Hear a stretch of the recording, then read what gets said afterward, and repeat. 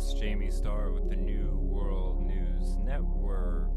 This is going to be one of our new formats, a 2 to 3 hour podcast chunk so I can talk about different issues and stuff.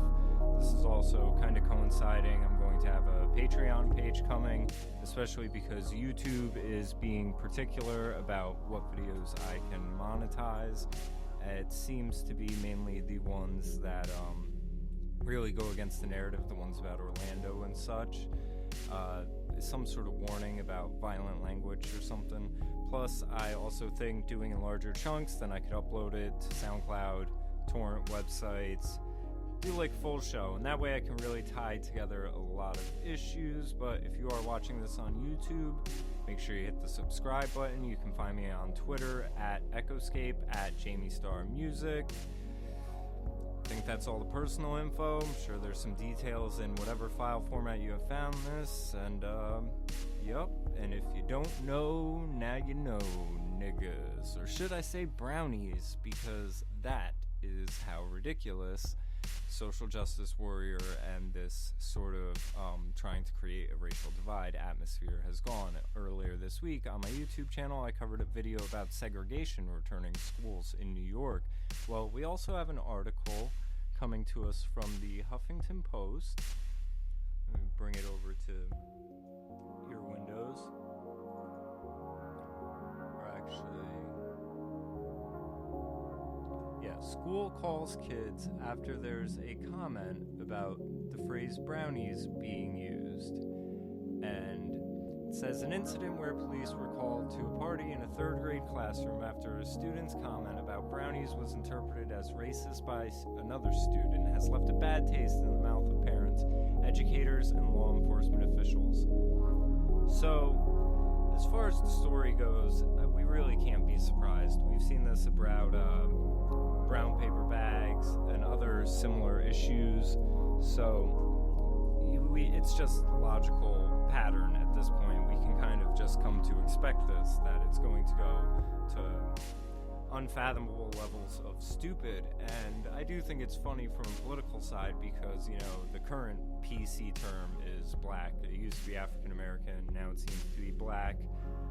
Black and brown are different colors. Brownies, brown, you know, it's mindless. But the important thing I wanted to cover with this is that Snopes did an article on it, and it's amazing because they go through this and they go through all the statements issued from the administrators, the police, and the parents, and then, as you can even just tell from the picture, they declare it as not being true. And this happens all the time with Snopes articles trying to kind of cover for the left, where there'll be things and it'll be reported. Like I remember seeing the Hillary Clinton article on there about her being fired from Watergate for being unethical or something like that. And their conclusion was like, no, she wasn't fired, she was let go, or, you know, some little semantical detail so they can just say, no, that isn't true. You know, for anyone who doesn't know, Snopes is run by, like, some woman, her husband maybe, and a cat. And there's also been rumors of it having Soros funding. And it seems that Soros is funding a lot of the nonsense making headlines nowadays, you know, the Black Lives Matter movement just being one of them. Another thing, all the music on these episodes I produced, they are all in a currently not done state, but if you like what you hear, it's stuff that I've gotten as demos, or I've made as demos. So let's jump to our next article. This one I thought was kind of funny. You know, we'll do all the lighthearted stuff first, all the cultural appropriation stuff. In a nod to George Takei, John chose Sulu gay in new Star Trek Beyond. And it goes on about how there was the original character in the original movies, and there was a scene that was basically referenced. It wasn't even a main plot line, that the person had a wife and a child. So they decided, because the actor that played that person came out of the closet eventually to be gay, that in a nod to him, they would make the character gay. Well, it turns out that George Takei, who played the character, thinks that it's really unfortunate. Because the thing is he recognizes this for what it is. It's tokenism. It's just done for the sake of doing it. It's not that, like he said, make a new character. You could just make a new character. But instead, they're appropriating straight white male culture in multiple points of the media. You can see it even with this next article. Just jump right into it. Tony Stark, Iron Man in the comic books now, has been replaced by a black girl, a teenager. And you have the Thor, who's been replaced by Jane. You have, who are the other ones? There's a Hispanic Spider-Man now. And Captain America has now been replaced with Falcon. And he is fighting pro-open borders, and they're even referring to him as Captain Socialist. So you have all of the straight white men of the Marvel Universe that have now been appropriated into the world of diversity. And George Takei from Star Trek actually recognizes what this is. This is a cheap attempt at diversifying our media and making it appear a way that isn't. Because you very easily, especially as far as homosexuals in the media, get to a point of there being an overrepresentation. Now, this is just because homosexuals have always flocked towards theater. They did it in the times of ancient Greece. It's just known. So you'll obviously have that going on, but now it's just leading to outright overrepresentation, and you see it going on with all these characters. So one must ask, when will the Black Panther be replaced by a Korean woman if they're just switching everything up? So, in good news this week, we have a nightclub shooting. Media silent as concealed carrier stopped mass shooting in Progress nightclub in South Carolina, right? And of course, there's no mention of this. And this is a big overall point this week that I think should be made. And I'll mention it again at the Jesse Williams speech, because that's really set the tone for all of the really bad news of the week. And the whole thing is, when you have a Muslim man shoot up a gay nightclub with 50 some odd people, the conversation pivots to being about the weapon. When you have a white teenage kid go and shoot up a school, they mention, oh, well, was he playing video games? What music was he listening to? But then it will eventually pivot to the weapon. There's never a question of, what medications are they on and anything like that, anything reasonable. But when a cop shoots someone, then it is ultimately a matter of personal responsibility. And for some reason, in the Jesse Williams speech, he mentions this line about cops being able to de-escalate situations, and he puts all of the personal responsibility on that of the cop, not the perpetrator or the suspect in the situation and how they responded to following orders or anything like that. But there's a removal of personal responsibility in the victim classes. And I'm going to do a video on this just on its own on YouTube, and I'll probably title it something like Back When I Was a Racist. And that could easily just be interpreted as Back When I Was a Liberal. Because the type of racism that goes on is one of a lowering of expectations, and that's what gives rise to the idea that poverty can rationalize immorality, that, they're lower on the socioeconomic totem pole, so we got to give them a pass if they're, robbing people or selling drugs, because the struggle is real and they're just doing what they got to do to get by. It was this looking down upon. Like, it very is. You embody what I guess now has been known as the white privilege or something like that, but all it really means is you're going to live your life by the rules, and you're going to be alright with everyone else breaking them. It's a double standard the whole way through. But at one point, I was like anyone else. You know, there's the saying, if you're not a liberal in your 20s, you have no heart. If you're not a conservative in your 30s, you have no brain. And I feel like that's very much what's going on with me. So, anyway, this issue at the nightclub, you had a guy was in there, started problems.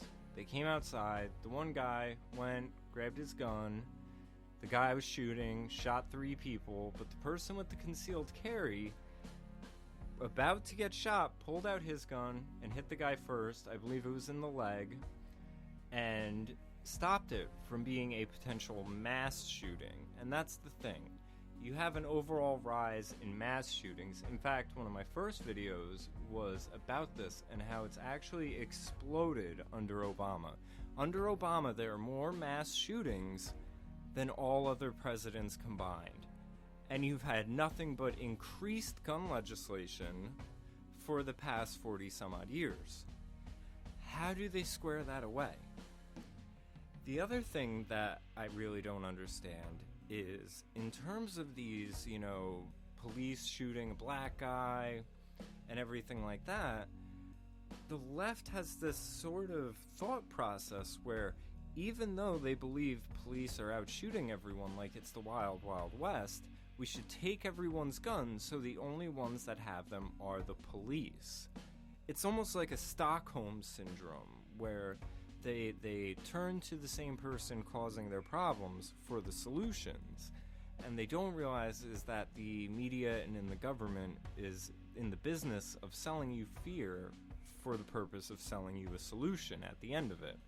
So, Snopes, again, this is why, another reason why I wanted to bring them up, they covered this article, and they say that there's lack of detail about the incident, and I don't know what their angle is here, because when you get into it, you can't tell if they're talking about the incident itself or about the article itself, like which one they're saying isn't true. Like, are they really trying to say that shots went by and everything like that, and someone got hit, but no one got shot? I mean, I guess it's what I say about Sandy Hook, but you can't, like, and their whole angle that they sum it up with is basically like, well, you can't say it wasn't a mass shooting because a mass shooting means 4 more people.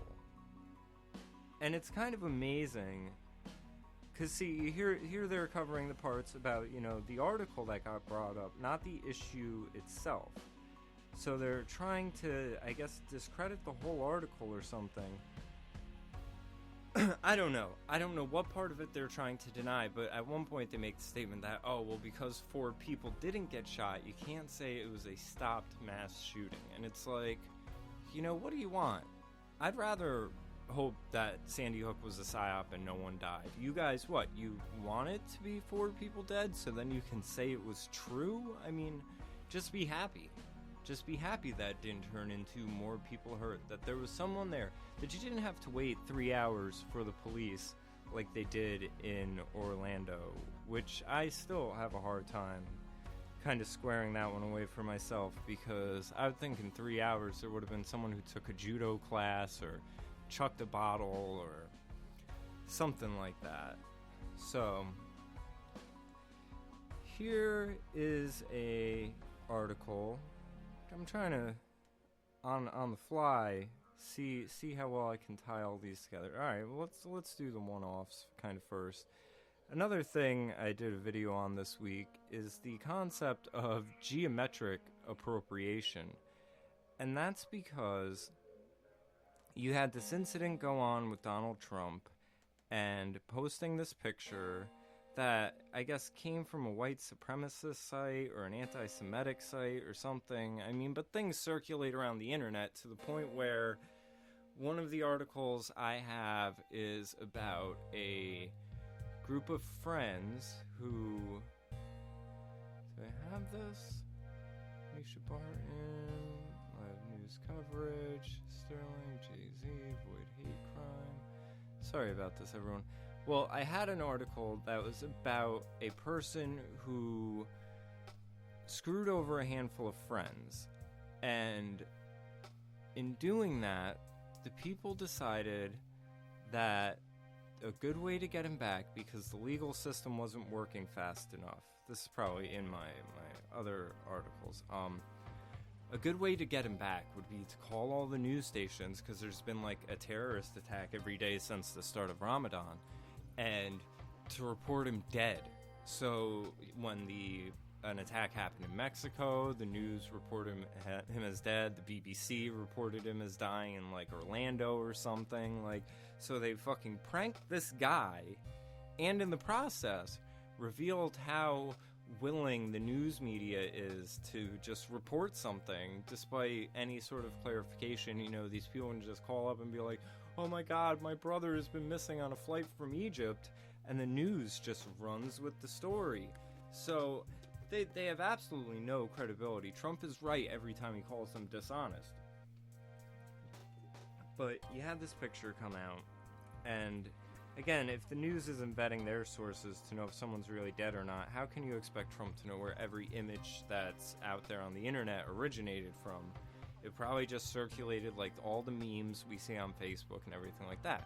But these people see it where it says the most corrupt candidate ever, and they see a 6-point star and they automatically think Jews. This is anti-Jewish. Now, if I just saw this picture casually, the last thing I would think is Jews. Now, of course, David Duke came out and said, well, of course there's a Jewish conspiracy, but David Duke sees Jewish conspiracies everywhere. So we all know he was in the KKK. Even a broken clock is right twice a day. There are some things he says that are factual, but he does have this, obsession with these seeing Jewish conspiracies. But he didn't say that first. The left did. So the bigger point is, if you see basic interactions, like between a cop and someone driving a car, and you see basic pictures, like a star or something, and the first thing you think is race, Jews, blacks, chances are you're the racist, because you're the one that's obsessed with it. No one else is obsessed with that. I mean, because this is where this would go. Geometric appropriation. Geometric appropriation is when symbols get claimed by certain ethnic groups. See, you have the 6-pointed star for the Jews, you have the 5-pointed star for the Satanists, you have the cross for the Christians, you have the cube for the Muslims, you have the pyramid for the Illuminati. And whenever you see these signs, that's the first thing you'll think of. And if you're someone who's not one of these groups and you use these signs, well, then you're anti them and you're mocking it. So the only symbol that I think is still up for grabs is like the circle, and that might be like a Hindu sign for a snake eating itself or something. So we're kind of screwed. And now in high school geometry classes, we're no longer going to teach measurements or angles or anything like that. We're gonna teach the social implications of each of the symbols. Okay? And we're going to talk about how we feel about it, because our feelings are so important. So, he tweets this picture. There's this big issue about it. And then he goes and finds this Frozen thing.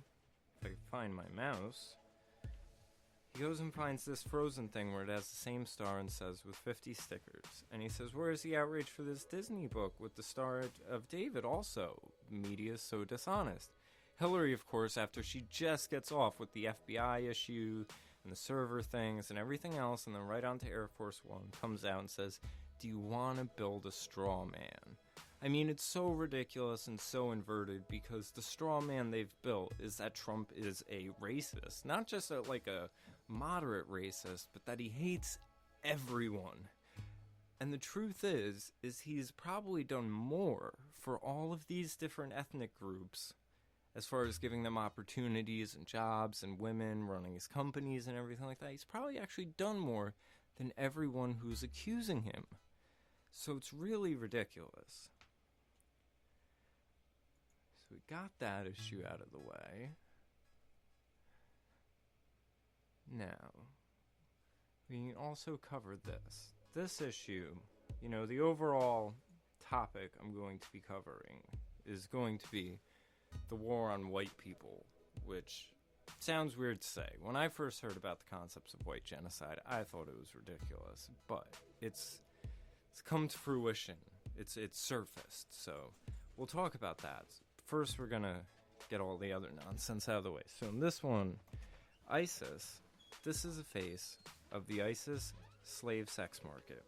And it's this woman, you see her face has been like burned and sliced and everything else. And it says that she goes for like $14,000 or something like that. So it's not even like, a female costs less than a Benz. It's really ridiculous. And it's really ridiculous that people in the first world can even take the time to bitch about concepts of racism and sexism and all this other baby nonsense about how they feel, how they think someone else feels about something they can't change about themselves. And, there's numerous theories as to where this comes from. Like, there's the idea of Bill Ayers and pushing whiteness and white privilege and everything like that. There's a lot of people who think that it has to do with them being in nursery school and being taken away from their mothers. But I think another large chunk of it is just sheer self-loathing. Like, I think in the backs of their heads, they know that living in America, even the poorest of poor people here are taken care of and treated good. This is why the open borders immigration thing goes on. It's a big, big exercise in self-loathing. And it's the fact that they realize they have it so good. I mean, because, again, if you talk to people about oppression and racism and everything, they always have to bring up the past. Because there's not enough of it going on now for them to even talk about. Don't mention the shit with the cops, and that's easily debunkable. Most of it. I mean, there's always some bad apples amongst people. There's always some fucked up shit that happens. But there's no racist agenda. It's a conspiracy theory. It's a conspiracy theory to have people running in circles and tearing themselves apart. But you have shit like this ISIS sex slave stuff going on. You have half these people complaining about slavery and fuck the police through a cell phone that was probably made in a sweatshop by slaves. There are more people in slavery right now than there's ever been in history. And no one cares. It's not an issue. It's not even talked about. And it really just shows that there is this self-loathing that we know we have it so good here that we have to destroy it. Whether they want it or not, they want to know what oppression feels like. They're like little children who want to be spanked. They want to know their parents care about them, the government, so they're going to act as bad as they can. And they're going to have the worst temper tantrum so that someone has to pay attention to them and has to give them a spanking. Now, I don't think spankings are really appropriate to give children overall, but you get what I'm saying. You get the metaphor. That's why there's this overinflation of just first world issues. So, 12 years old, 12,500, and it goes through that the AP has obtained a batch of 48 headshots of their captives, smuggled out by IS-controlled region by an escapee. She was hit with an explosion that left marks all over her face. She's blind in the right eye, her face scarred and melted skin. Saved by the man who smuggled her out, she counts herself among the lucky. And we're backing these people. That's the thing people don't realize. We're backing them, and we're creating a situation for them to just walk right into America. It's really, really ridiculous. So, now it's time to get into the bigger issues. Everything that's been going on, this crescendo, like I said, you had this concept I noticed earlier this year, and I noticed it in what's his name, Professor Griff. I noticed in one of his videos where he was the first person I heard questioned about the concept of white genocide. And then I noticed it in some alt-right videos being brought up. And it basically is the concept of trying to eliminate the white race, whether out of America or out of the face of the earth. You know, they talk about the browning of America and how they're trying to get rid of white people. And you see it culturally, you see it politically in some of these groups, you see it in the education group, how they are, you know, subjugating them to the side and telling them that that's their privilege. I mean, this is the part where it's warped. There's this Orwellian side of it where we're enacting segregation again, but instead of saying we're doing it because we're racist, we're trying to say we're doing it for equality and diversity. And it makes absolutely no sense. And like I mentioned about the video with the schools doing it in New York, I blame everyone. Like, how has it gotten this bad? How has it gotten this bad that you have schools in New York that are segregating the children in the name of diversity? I mean, I look at my nieces and nephews, and the one is part German, part Puerto Rican, and white. And she looks white, blonde hair, blue eyes. Her sister, half Jamaican, half Irish, German, British, white, my side of the family. Brothers, her other sister, they're black and white.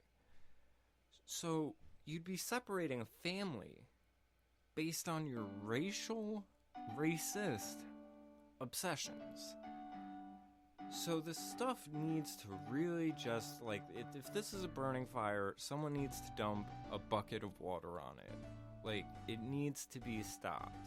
And there's overall agendas that all tie into this. So, I mean, even this, you have Al-Qaeda. If you want to talk about a war on white people, like, you know, I covered a video about a guy from the Huffington Post who was talking about how great it will be when, you know, minorities multiply and white people who aren't reproducing just die off.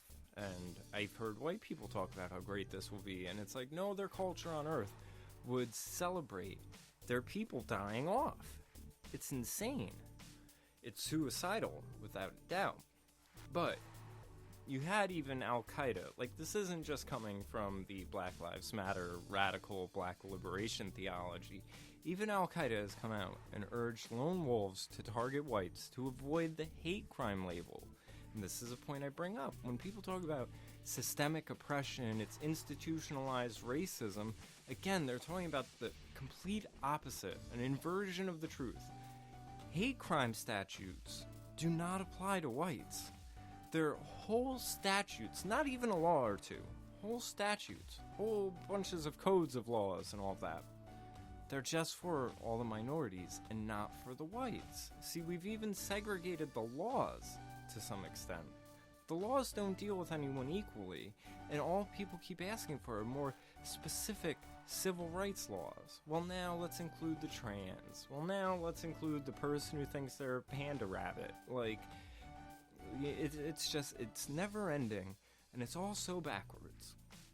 I can't believe I ever bought into it, but you also aren't paying that close of attention when you're that young, because you haven't probably knocked into it yet. You probably haven't been arrested, you probably didn't try to start a business, you know, you're just going through high school, going through college, then you're out into the world.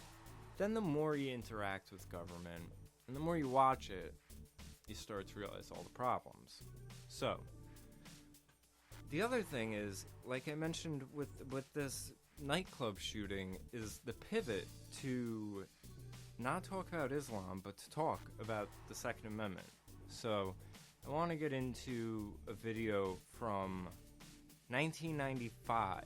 This just shows you that these are old problems resurfacing.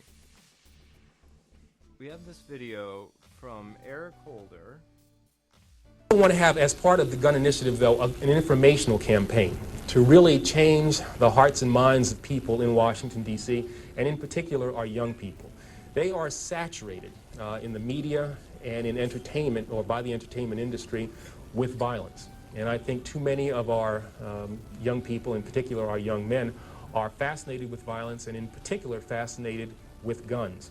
And what we need to do is change the way in which people think about guns, especially young people, and make it something that's not cool, that it's not acceptable, it's not hip to carry a gun anymore. In the way in which we've changed our attitudes about cigarettes. You know, when I was growing up, people smoked all the time. I mean, both my parents did. But over time, we changed the way in which people thought about smoking, and so now we have people who cower outside of buildings and kind of smoke in private and don't want to admit it.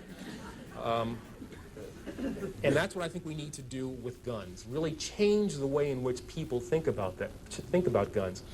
Now, this is not going to be something that's very easy to do because we are, quite frankly, fighting something that appears, you know, every day on television, on the radio, in our popular music, in movies that these kids are exposed to. It will be an effort that will entail things that I'm really not familiar with. I think I'm a pretty good lawyer, but we need to get really innovative, creative things that are going to grab the attention of these kids and change, as I said, the way in which they think about guns. And so what I've asked is that the creative community in Washington, those ad agencies that create these snappy ads and make me buy things that I don't really need, devote that talent in a more constructive way so we can get at the minds of these young people. This informational campaign, I've also called on the newspapers and the television stations to devote to us time and space so that we can get these ads, so we can use these spots, and not to give us 1, 2 o'clock in the morning ads when nobody's watching, but at the time when people, particularly young people, are watching television, so that when they're watching, you know, the Fresh Prince of Bel-Air or Martin or whatever else they watch, and yeah, I watch those things once in a while, so that they'll see these ads and they'll be grabbed by these ads. I've also asked people who have influence over youngsters, entertainers, athletes, to be involved in this program as well. But not only them, community leaders, Jesse Jackson, Mayor Barry, people who have credibility with young people should be on the television, on the radio, as much as we possibly can, and telling these youngsters that it's wrong to carry a gun, and that if you have information about people who are carrying guns, you've got to share that with Chief Thomas and with his people as well. I've also asked the school board to make a part of every day some kind of anti-violence, anti-gun message. Every day, every school, at every level. One thing that I think is clear with young people and with adults as well is that we just have to be repetitive about this. It's not enough to simply have a catchy ad on a Monday and then only do it every Monday. We need to do this every day of the week and just really brainwash people into thinking about guns in a vastly different way. We also If there was any misconception there with what he was saying, I mean, he basically said, we need to social engineer your children. We're going to use the Madison Avenue PR people. We're going to try to infect it into the media. And I remember in 1995 times, like you said, Martin, Fresh Prince of Bel-Air, you would have these commercials where there would be this kid who would walk up in a dining room and, like, go up into a drawer, pull out a gun, you'd see him put it in his mouth, and then bam, the screen would go black. And it was all these anti-gun campaigns. And then you see him, oh, and we're going to get them in the schools. We're going to change the way they think. We are going to social engineer your children on all levels, every day, non-stop. Then when they get home on the TVs, we're going to really change their minds. We're going to brainwash them. We need propaganda to brainwash your children. And I'm going to talk to the experts about making some. That was that speech. And he became Obama's Department of Justice. So, you see that whenever there's a shooting that comes up and they immediately pivot to gun control, this is that going on. And these same people are still in charge. So, you have Al-Qaeda encouraging them to go after white people. You have holders saying we need to take their guns. You have all the foundation of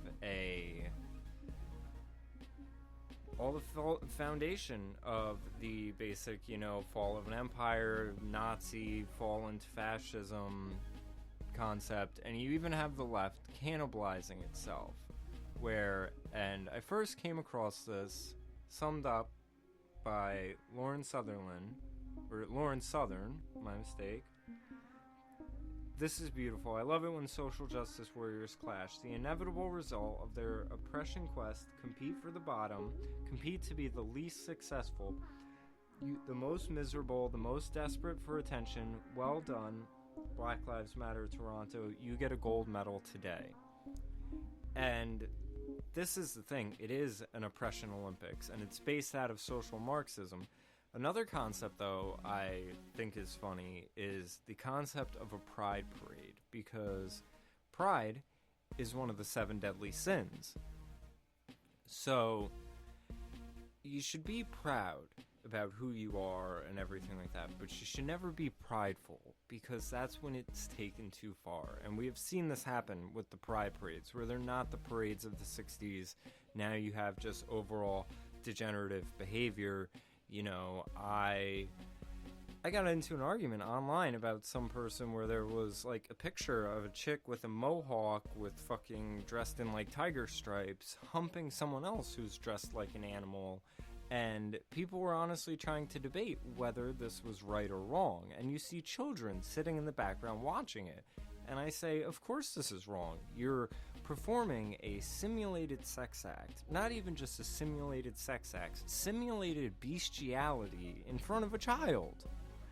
If this happened in any other circumstance, the person would be arrested. But we have the double standard. We look down upon these minorities, so we let them break the rules. This is the racism that I talked about. When you see things that you would think are unacceptable in any other context, but then you think, oh, well, they're oppressed, that's when you're the racist. That's when you're xenophobic, because you refuse to treat them as equals. And when people get too into this, they end up cannibalizing. So you had a pride parade in Toronto, and Black Lives Matter ended up crashing it with this chick who looks like she's out of some sort of dystopic sci-fi movie. Look right here, with this golden disco ball cape and these glitter things attached to her skull, and we're reaching Hunger Games levels. I mean, it's, once FEMA's enacted, we're in districts, baby. We're in districts, 10 districts, and we'll all send our tributes to compete to the death, because we'll all be so poor and living off of the wild rabbits we caught and, deferred ourselves, like back to the Stone Age. The only ones who will know how to operate in that way are all of these people from the third world that are coming in under the migrant crisis. And I guess they'll be the only ones able to excel in the social hierarchy. It's ultimately what all of these people want. So these Black Lives Matter people showed up, and they basically, same shit they're always whining about, that we're underrepresented, that queer people having their own parade is anti-blackness. And this is the other problem with this whole way of thinking, is because the very existence of something that is not you, that you do not see it's also narcissism on an extreme level. It's a racial narcissism, where if you look at something, like if you look at a TV show cast and it's all white people, and you get your panties in a bunch because you don't see someone that looks like you, that is such an extreme narcissism and level of just overinflated self-importance. I don't watch movies like American Gangster or Paid in Full and think, oh, where's the white guy in this? Or if there is one, it's always just some dorky little one-off character. Like, there's no diversity, but I don't fucking care. It's a good story. It's a good story, and I can relate to anyone. I'm sorry if all of you racists can't, and that's really hard for you, and you have such levels of narcissism that you have to see yourself everywhere. But normal people aren't like that. You have a mental illness. You need a therapist. I mean, there's so many liberal hypocrisies that I don't even know if a therapist is cut out to handle trying to fix their brains. Because they've been trained in a Pavlovian sense where it's like, 6-point star, Jews. Here's a cross. Christians. and they call it dog whistle racism, but they're always the ones accusing everyone else of it. When I mean, if you see a 6-point star and you automatically think Jews, that's dog whistle racism. So, just cover the details of this for a bit. Again, with this chick who looks like she's out of a sci-fi movie. I don't know where they get these people. Black Lives Matter brought Sunday's Pride Parade to a standstill on Sunday to force the annual celebration of LGBT equality to answer for its anti-blackness. We are under attack, Alexandria Williams, one of the group's co-founders, cried into a megaphone.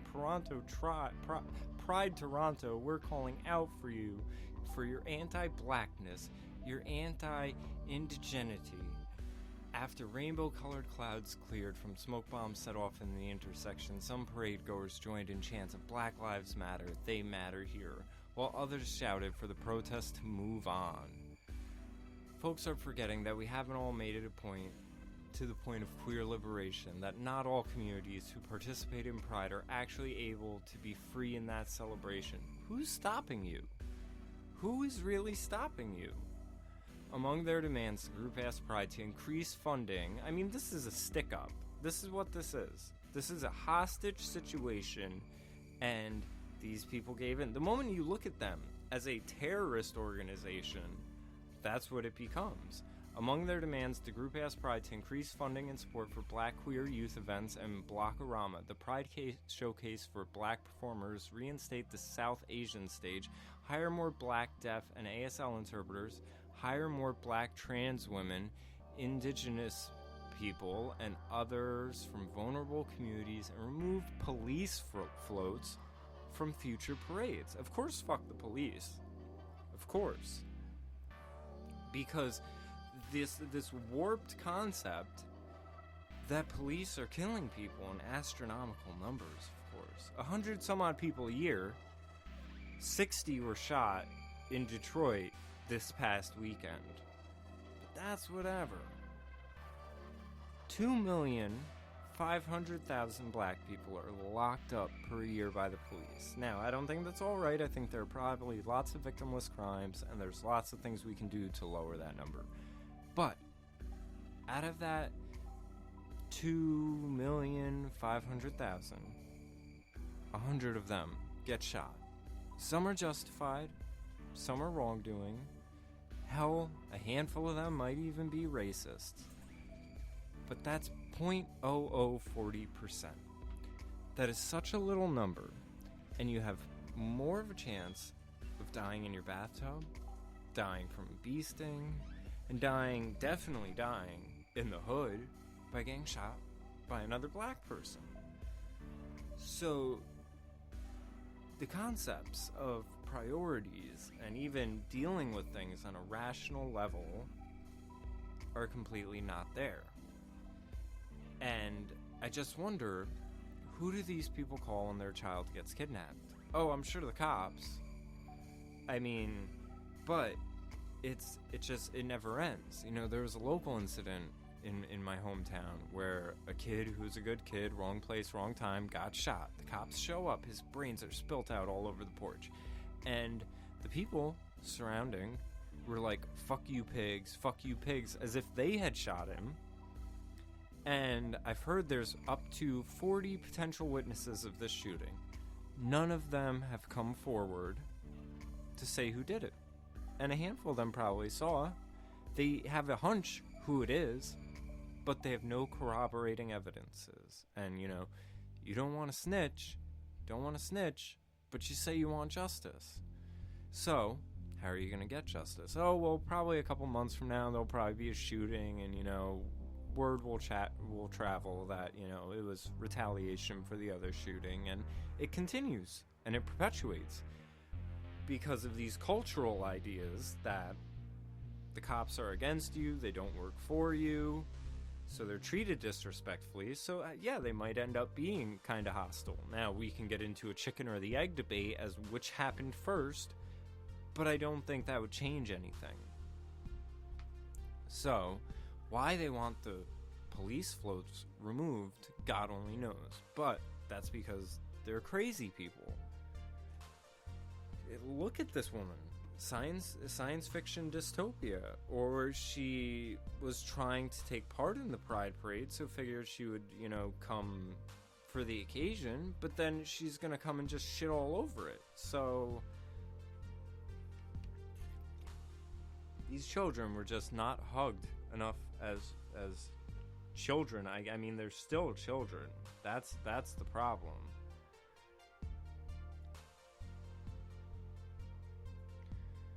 So, I also made this little graphic real quick that we're going to get into. And this is how there's a chain of command in society. And people don't seem to understand this with all of these shootings that have now gone on. Where you have President Obama at the top. Now, if you look at who's responsible for the cops having tanks now, and this sort of paramilitary SWAT stuff. Like, I heard a thing in a video the other day where they mentioned in the 80s, when the movie Brazil came out, the idea of police jumping through a window or a roof in tactical SWAT gear was like a Monty Python-esque joke. But now it happens 80,000 times a year.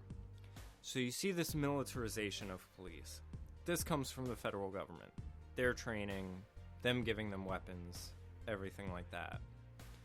You have a propagated message coming from the likes of Jay-Z, Beyonce, Jesse Williams, that one would believe it either comes from them just being useful idiots or getting directives straight from the White House. And we know that Jay-Z and Beyonce helped campaign for Obama and everything like that. So they propagate this message that there's this problem with the police. The police who get their laws to enforce from the politicians. The police are the pawns. They don't make the rules, they just enforce them.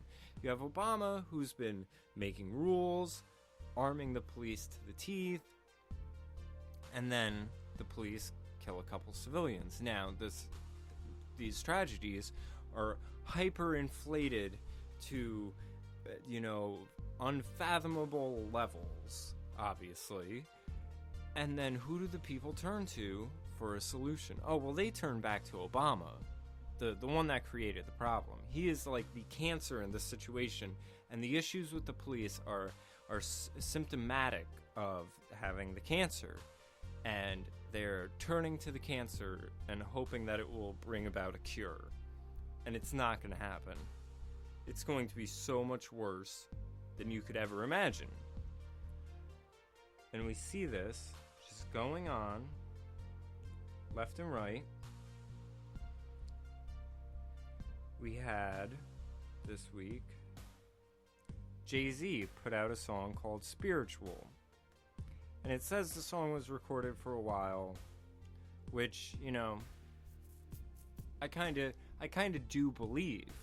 I feel as if he's been, I'm sure he's saying I've had it for a while to give the implication, well, this has been going on for so long that I just wrote this one off. And if that's true, then it shows him as just being an opportunist.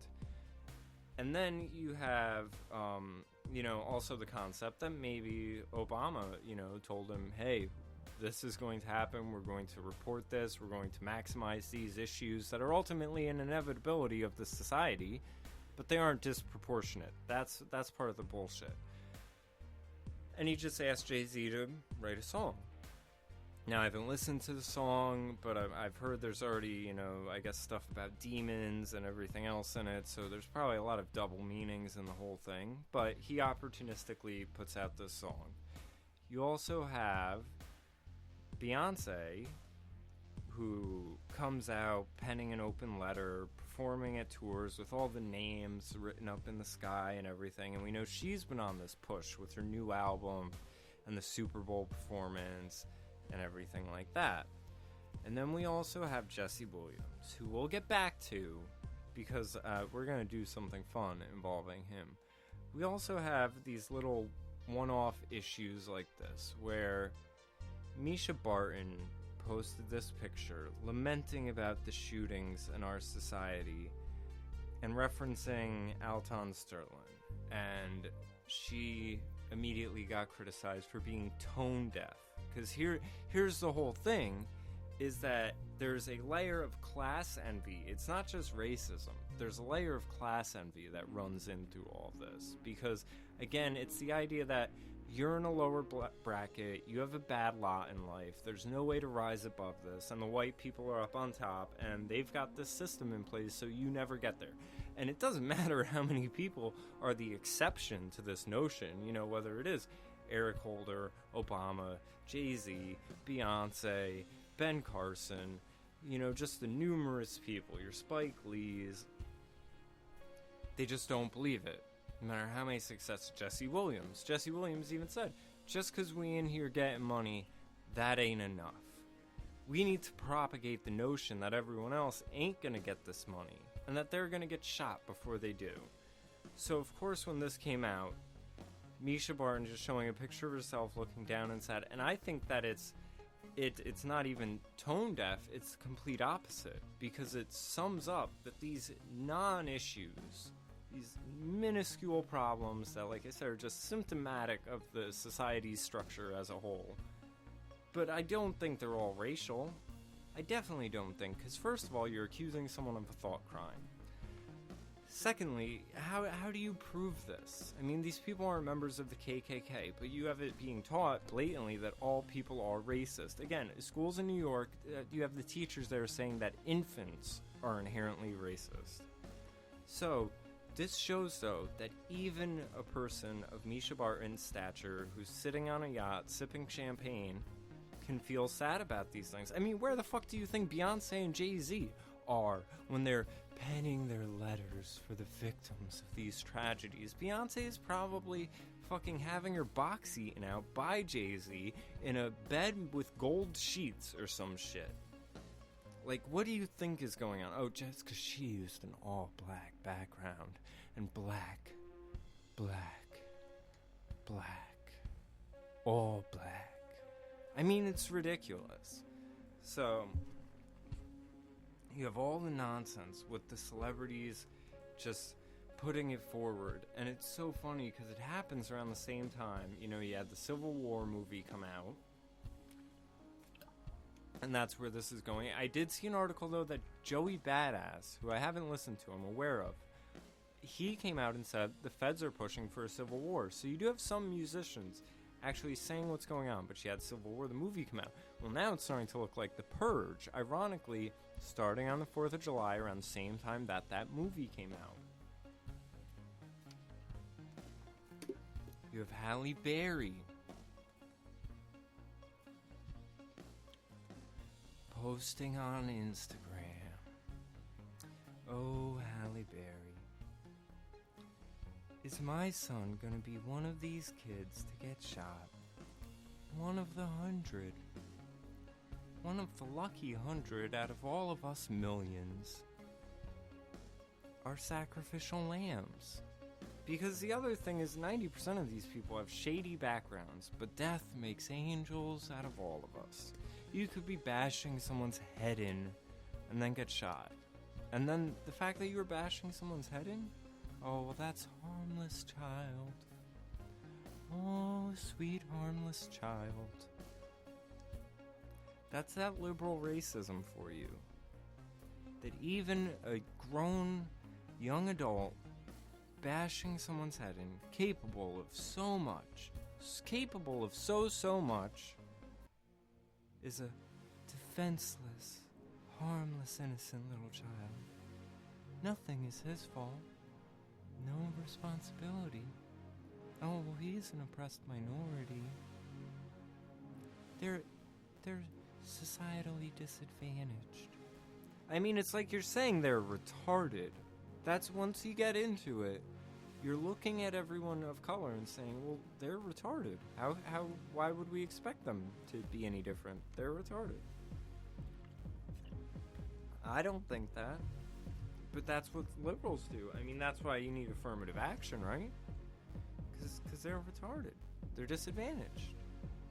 I mean, it's the same nonsense. This is semantical games. But it really shows. So what will be Halle Berry's son's future? You want me to take a crack at it? Oh, well, he's probably going to go to Yale or something like that. After the private schools, of course. And probably 100 trips around the world. Just, sightseeing, basking in the disadvantages of not having white privilege, of course. Globe-trotting, private schools, the best money you can buy. Whatever he wants, whenever he wants. Going to Yale or Harvard or something. And then probably just getting a job based off of who his mom is. He's probably not going to have many challenges whatsoever.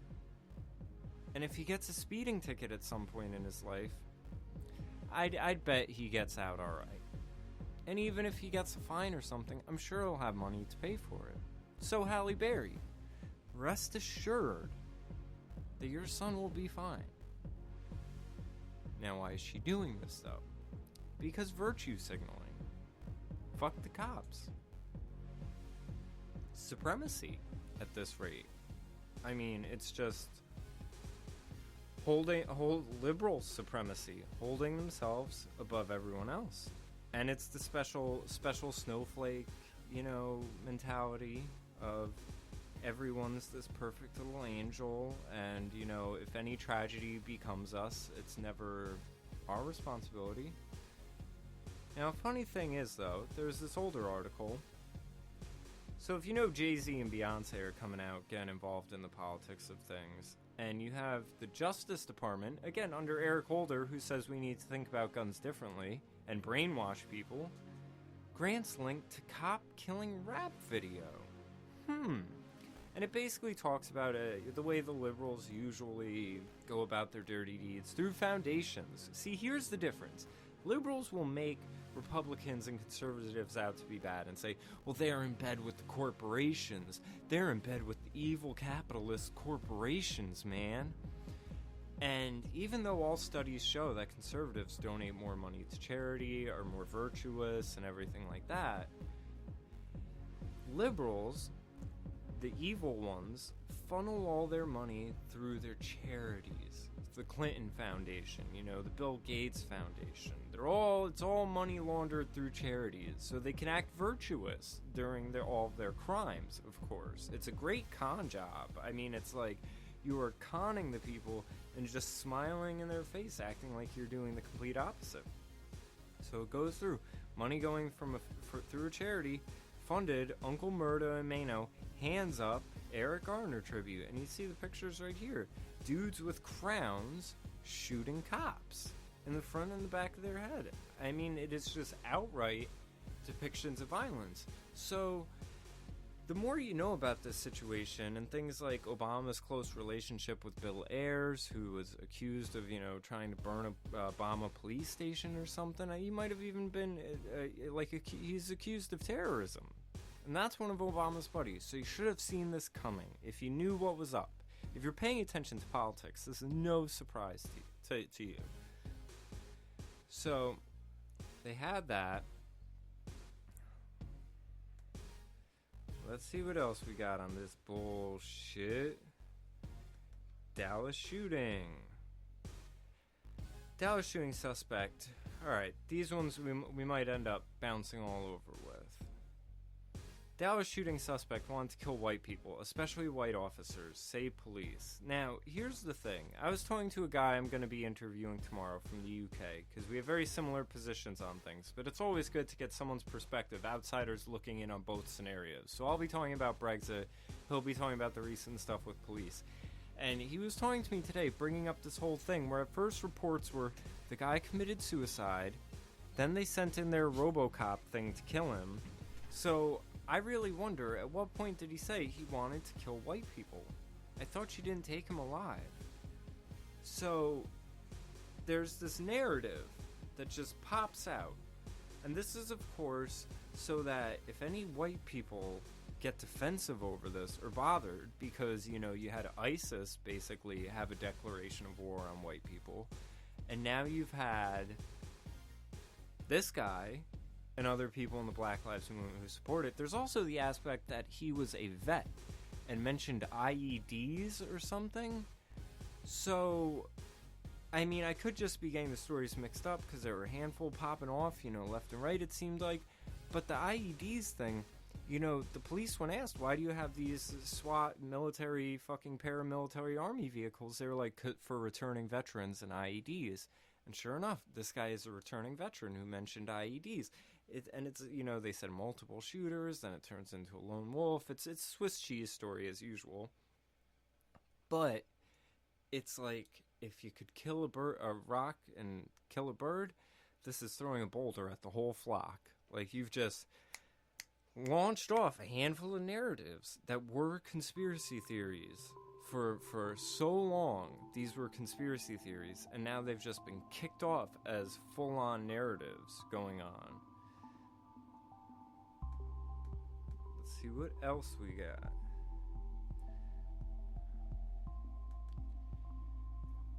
Lawmakers seek congressional hearing on police shootings, and of course this will lead to more federalization of police, and the problem's only going to get worse. I mean, it's turning to the cancer to solve your problems. Here we've got Minnesota cop fatally shoots black man in a traffic stop. Aftermath put on video. And I've heard people say that, you know, this all looks very staged and everything like that. But in this incident, you had the cop tell the guy, keep his hands on the wheel and everything like that. The guy went to reach for his wallet, didn't listen to orders, and got shot. And ended up dying. Now, he had an illegal gun in the car. I think this is the incident where the person was a convicted sex offender. Like, again, these people are not angels. But death makes angels out of all of us. And the broadcast was Aftermath was broadcasted on Facebook.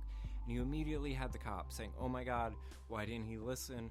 Why didn't he listen? Why didn't he listen? Oh my god, I can't believe I'd shoot him. The cop's freaking out. Because he knows what's going to happen. Now, he probably didn't have a racist thought in his mind. And he was immediately remorseful. But you immediately have the narrative come forth that this was racially motivated. As if the cop didn't say a word. Or as if the cop, after he shot him, was like, yes, got another one of these brownies. Another brownie down. I mean, really, that's how these people respond. Because then, of course, you have all of these Twitter and Facebook things going on about fuck the cops. The moment that some of them are shot, it turns into fuck the cops. We cooking bacon tonight, whatever. Now, where were the cops? Where were the cops in their white supremacist gear, high-fiving each other and saying, yup, another brownie down? They weren't. So, the described roles and the actual roles are pretty much completely reversed. So here we had the shots fired at the Black Matter live protest. You had these live news updates coming, because that's the day and age we live in, where they'll just take people's tweets and start to, you know, run them through and everything. And again, you had them saying multiple shooters, multiple snipers. Then it turned out to just be one. At first, when I didn't hear the whole story, I was like, this seems way too organized. Way too organized to be just a group of angry protesters. And that's not what it was. Not what it turned out to be in the narrative. So I'm sure by now everyone's familiar with all those issues. Now, one of the things... Oh, here's the article about the guy reportedly died in a handful of the terrorist attacks. So again, you can't trust this stuff. But, so I wanted to do this fun thing, because I figured the Jesse Williams speech really just set the tone for all of this. And rather than just play the speech and give my own insights, because it's been a week and we've seen these things happen from them, so I'm going to show a response to a response on two ends, two opposite ends of the spectrum, and I'll give my commentary on those. So we got the takedown of Tommy Lauren's angry rant against Jesse Williams' BET Speech Award by this guy, Dalmore. And this guy is such your typical standard liberal. It's absolutely mind-blowing and amazing. So, let me put the music on hold. Also, have you enjoyed the music? I'm nice, right? I'm such a good producer. And if anyone needs music for their background videos, just let me know. Again, I got plenty of these little instrumentals. I have them. They're for people to use. Use them in your videos. Hope you enjoyed it in the background of mine. Check them out at echoscaperecords.bandcamp.com. That's all the stuff I've produced. So, let's get into this video. Oh my god. I'm sorry about that. That was really loud. And hopefully, you know, with the Patreon and everything like that, hopefully as things pick up, I get more viewers, more subscribers, more people donating. Of course, I will get better equipment. We'll have one-on-one Google Hangout sessions. I'm going to try to get some t-shirts and stuff like that. I do have t-shirts. If you're on YouTube, you can check the Label State site. Those are more music-based and just different images I was playing around with. But lots of stuff coming. Lots of good stuff coming. I do lots of creative things. And I just need a good way to get it all packaged and to everyone correctly. So if there were people, IT people, or people who know how to write apps, I got some ideas that could possibly do very well for us as far as business-wise. I just don't understand that stuff and don't know it. So if anyone wants to reach out, listen to me and see what you think of my ideas, we can take it from there. But all right, let's get into this nonsense.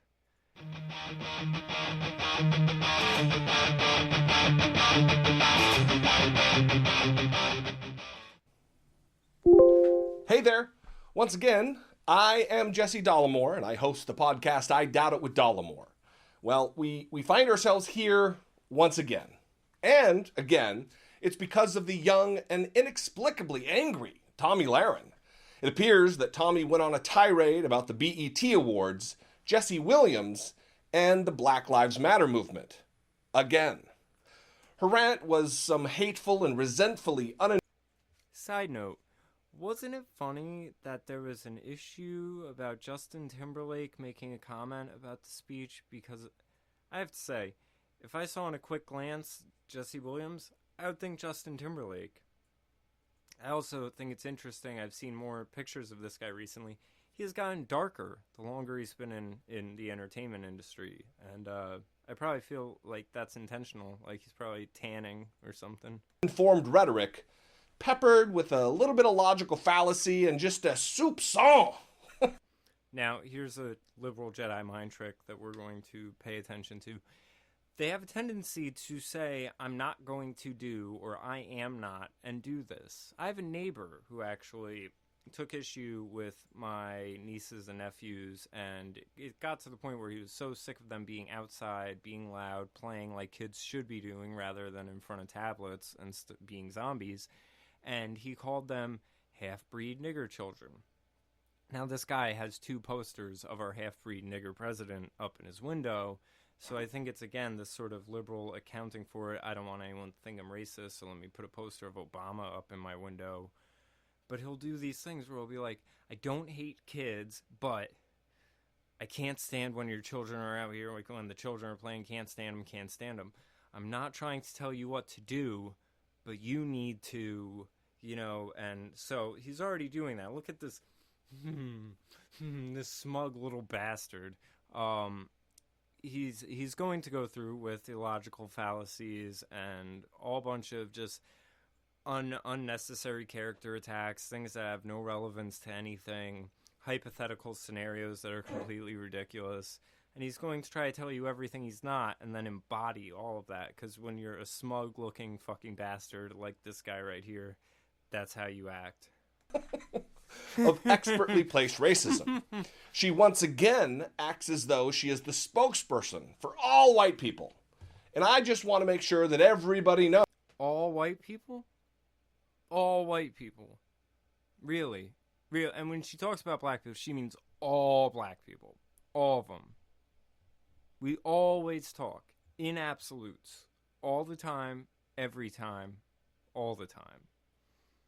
All people. There are other, more rational voices out there. Let's break down her latest in pieces. Another thing is, I hate when liberals talk for a long time and don't say anything. You want to know what this guy just said? She's racist. She's stupid. She's stupid. I'm smart. pepper with some flan racing on. Like, I mean, this smug little bastard. That's all he's just said. He didn't say anything intelligent. He just rambled a bunch of big words, and mindless people who want to jerk off their egos so they can feel intelligent just nod and smile. Like a child in a classroom. Before I do, though, for all of you maniac racists who love to comment below... For anyone's listening to this on sound format only, just so you know, on the screen, he has up a picture of Trump with his fist in the air, I presume a black power fist, and then also has the Confederate flag above and below him. This is another move of his, where whenever he doesn't have anything else to say, he will then pivot and attack Trump. So I'll be pointing this out. This is all stuff I noticed in my dry run of this. 1, I don't have white guilt. 2, Yes, you do. not a race traitor or a Yes, you are. cuck or Yes, you are. whatever other idiotic terms you enjoy using. If you describe me accurately, you're stupid because I think I'm amazing. That's what he's saying. And 3, I'm not a social justice warrior or a regressive leftist. But I spout off all of their rhetoric as if I was some flan raisin. Hell, I'm not even a liberal. I'm just a human Oh, boy. who loves other humans, and I think I have deep empathy for the suffering and oppression of others. Except if it's imagined. And this is another thing that I'm just a human that loves other humans. I don't have any bias. I'm a pure soul, floating in the wind, looking for someone to love. And Tommy Lauren's so hateful. And I'm gonna tell you why I'm smart and she's stupid. This is this guy's intro. That's the baby version. All right, now let's break down Tommy's latest piece by piece. Well, the BET Awards were last night. Notably, they were very black. Oh, but can I say that? What with my whiteness and all? Well, too damn bad. Listen, Tommy, let's talk. Again, maybe your hometown of Rapid City, South Dakota didn't get the BET channel. But just so you know, BET stands for Black Entertainment Television. So he's just shown that he missed her whole point. And what does her hometown have to do with anything? What's your hometown, buddy? Are you in the middle of Detroit? Are you in the middle of Chicago? See, part of the problem is in Jesse Williams' speech, it basically said, if you don't agree with me, shut the fuck up. So that's why he has this attitude. And again, this is him building a straw man. Oh, well, Tommy Lauren she must not know what BET is. So it's completely nonsensical. And the reality is, when Tommy Lauren criticizes black people like Beyonce, she gets death threats. When cops get shot, they get death threats. And then we're all supposed to ignore this and just give them the pass. Because again, they're subhuman in the eyes of the liberal. And you pointing out that the BET Awards were notably very black isn't on its face a problem. It's the strangely defiant manner in which you say it. 'Cause when she comments on anything concerning a black person, she's called a racist and given death threats. We can't speak of those that we view as below us, because that makes us mean and hateful.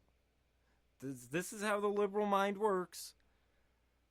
If we criticize the subhuman classes, or the oppressed minorities, the disadvantaged, the disabled, then we're bad people. So we just gotta give them a pass. They're not human. They're not equal to us. It's inequality.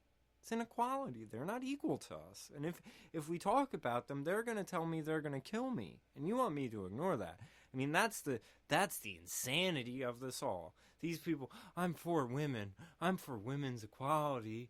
Women should be able to do whatever men do. They should be equal. But if that woman criticizes Beyonce, oh man, throw her ass to the wolves. Why so angry? You saying the BET Awards was very black is like pointing out that there were a notable number of athletes at the ESPN Awards, or that there were a whole bunch of fearful, angry white xenophobes at a Donald Trump rally.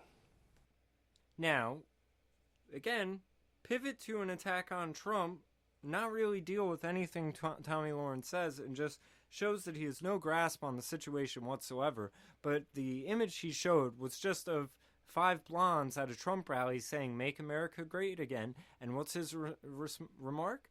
These white women right here are xenophobes. They must be, because that would be the only reason to go to a Donald Trump rally. You know, nothing to do with foreign policy or trade policies or anything political, anything that he would actually have power over as president. I mean, this is the crazy thing, is the election doesn't even concern presidential matters. It concerns how we feel about people, and if we think they're a racist. And who's going to be the nicest to the disadvantaged? Well, maybe it's the racism problem. Oh, the racism makes them so they're not equal to the humans.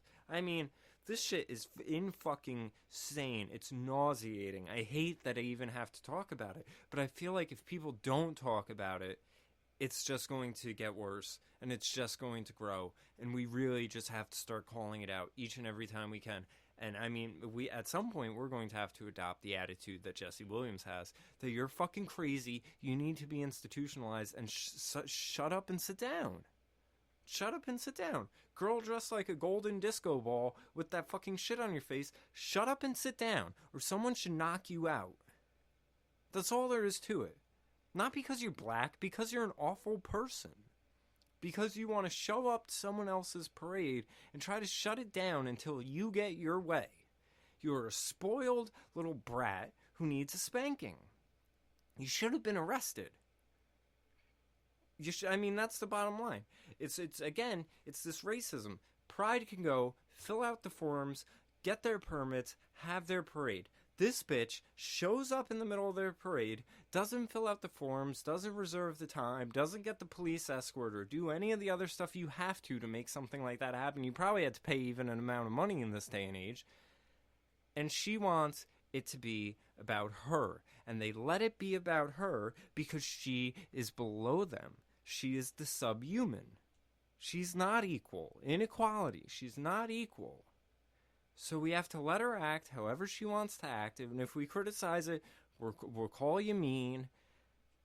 I mean, it's everything they complain about. Racism, bullying, victim blaming, victim shaming, the whole bit. It's a one whole just game of projection where they are these awful, disgusting, despicable people. And the only way they can live with themselves, knowing how disgusting they are, is to point the finger at everyone else all the time. Question: was this a celebration of black entertainment or an opportunity to complain about the plight of wealthy black actors and musicians? Curious, because I saw a lot of talent on that stage, but at the same time, a whole lot of victimhood. Oh, and police bashing, that too. It was an awards show, Tommy. And actors, they're like anybody else. Despite what you may think, they do exist in the world outside of when you were seeing them via the magic of television. And they have interests. Again, he is making this nonsensical point that you wouldn't have to make to anyone. I assume maybe his audience.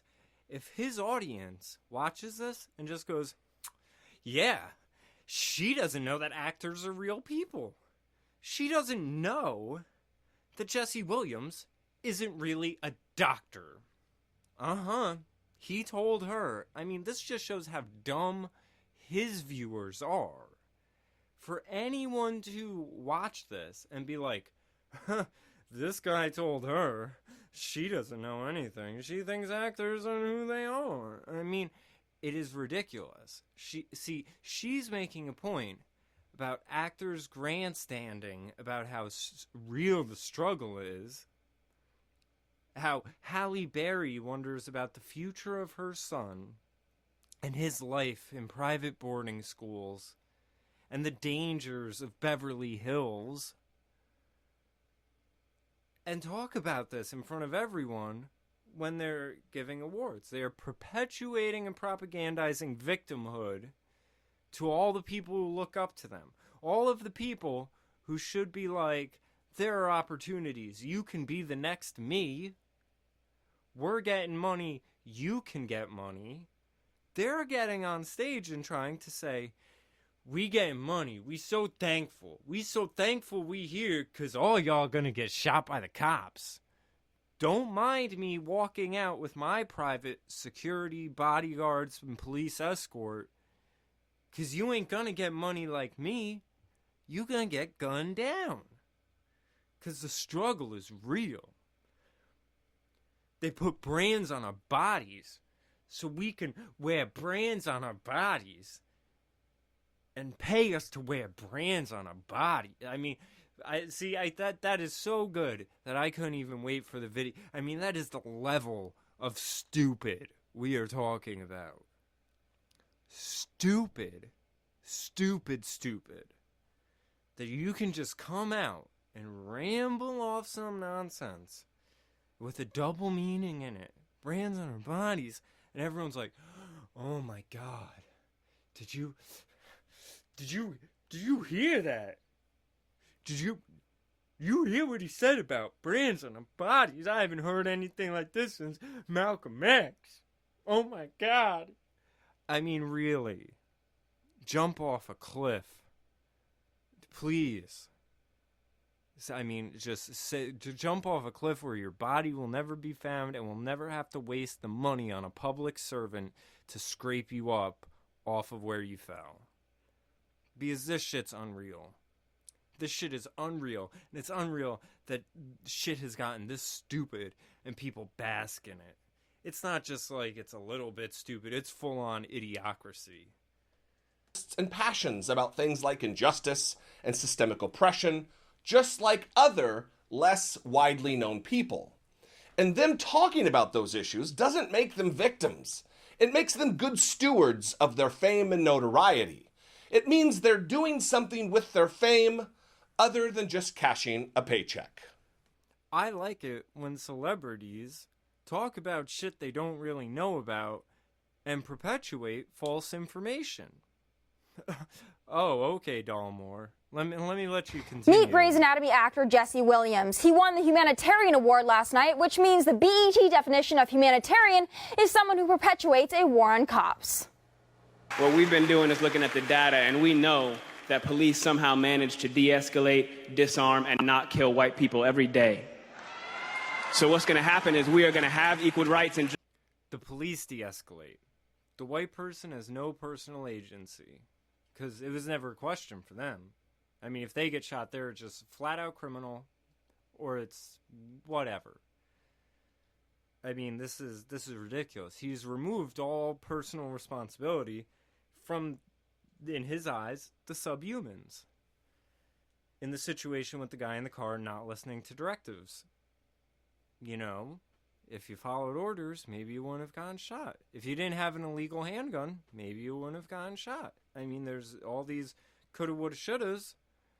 But then to go and be like, oh, well, this tragedy happened to this man. It was a miscommunication, and it ended tragically, and it should be looked into. They just go, racism. Add it to the list. Just nonstop. Just never stop the problem. We've seen the statistics. I mean, we're ignoring a lot of other statistics to give us some fucking perception. But we picked our statistics. We picked our statistics, and we ain't happy about it, and we gonna have our change. We gonna have our change. Oh, Jesse Williams.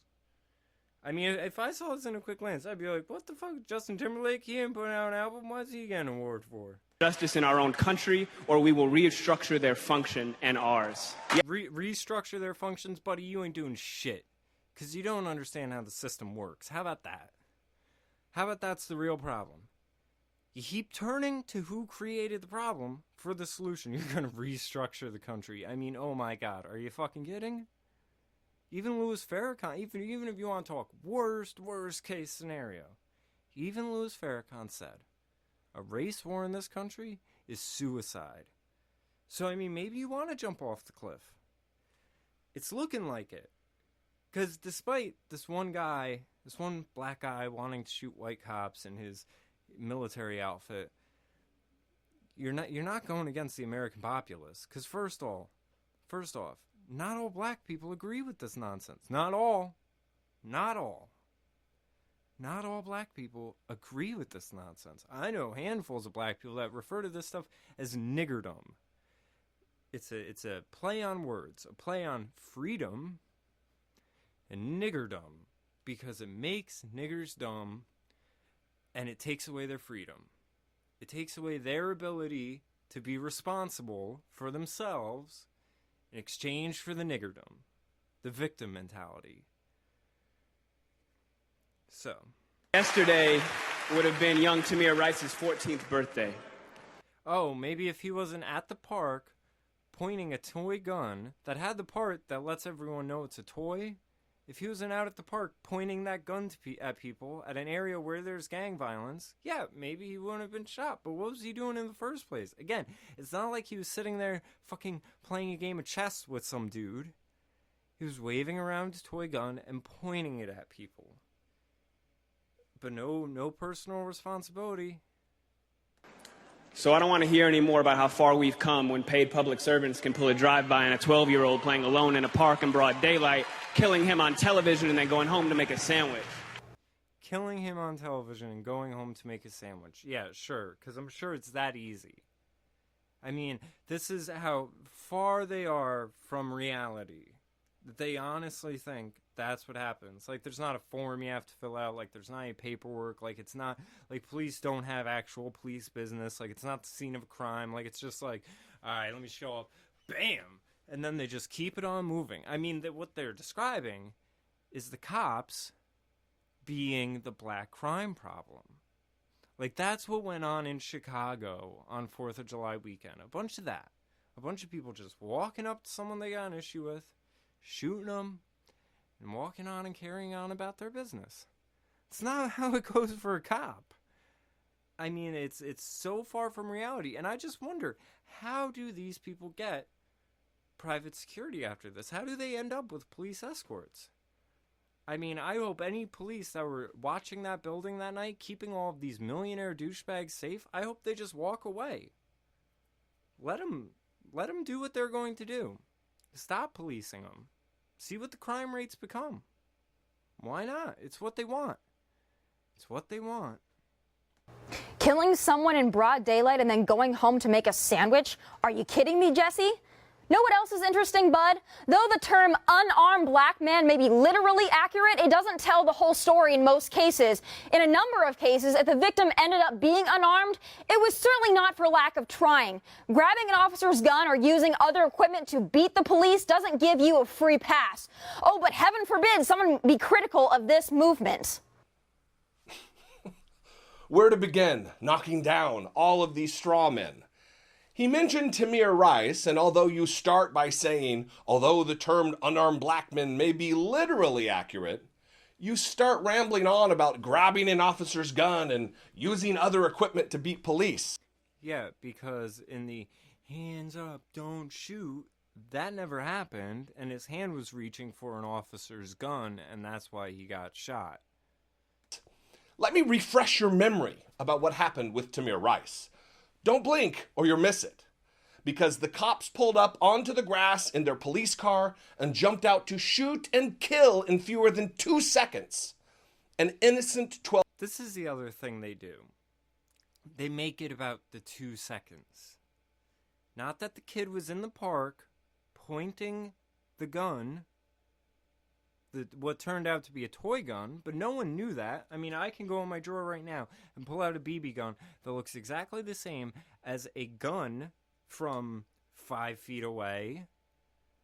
So, again, you want to talk about who's fucking with the context. You're, Mr. Dalmore, intentionally misleading.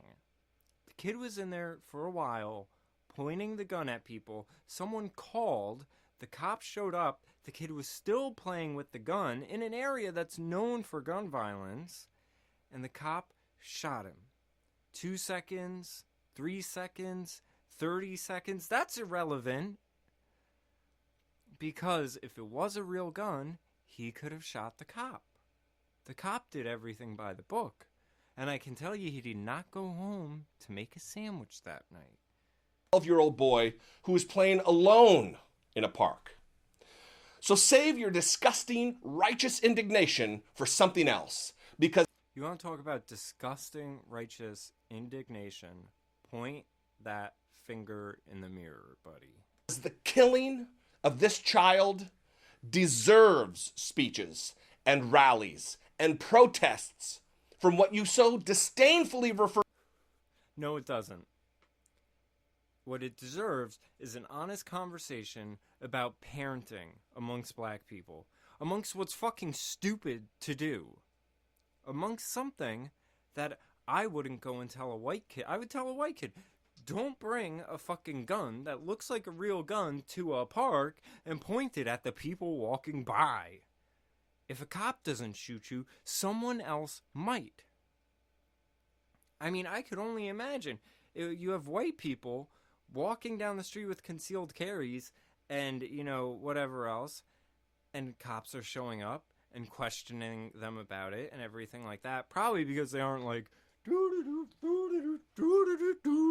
like just waving the shit around. Like, what the fuck?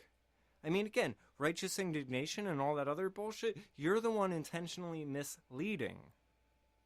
To as this movement. If you have a critique for the resistance, for our resistance, then you better have an established record of critique of our oppression. If you have no interest in equal rights for black people, then do not make suggestions to those who do. Sit down. What right do you not have? I'll wait. What right do you not have? What law? I mean, because I can name the laws that apply to black people that don't apply to me. I've never met a black person who can name the law that applies to whites that doesn't apply to them. Just saying. Equal rights. Please tell me, Mr. Williams, what rights black people don't have? Also, white people, yeah, we do have a record of critique of your oppression. In fact, do you know how many of our ancestors fought in the Civil War to free your ancestors? Bloodiest war in the United States history was over what was right, and it was largely white people fighting it. In fact, it was white Southern Democrats who fought for, not against, slavery. Where to begin? Well, first of all, let's talk about the rights that blacks have as a matter of historical record not enjoyed. A historical record. So we're not going to talk about currently because, you know, why talk about now?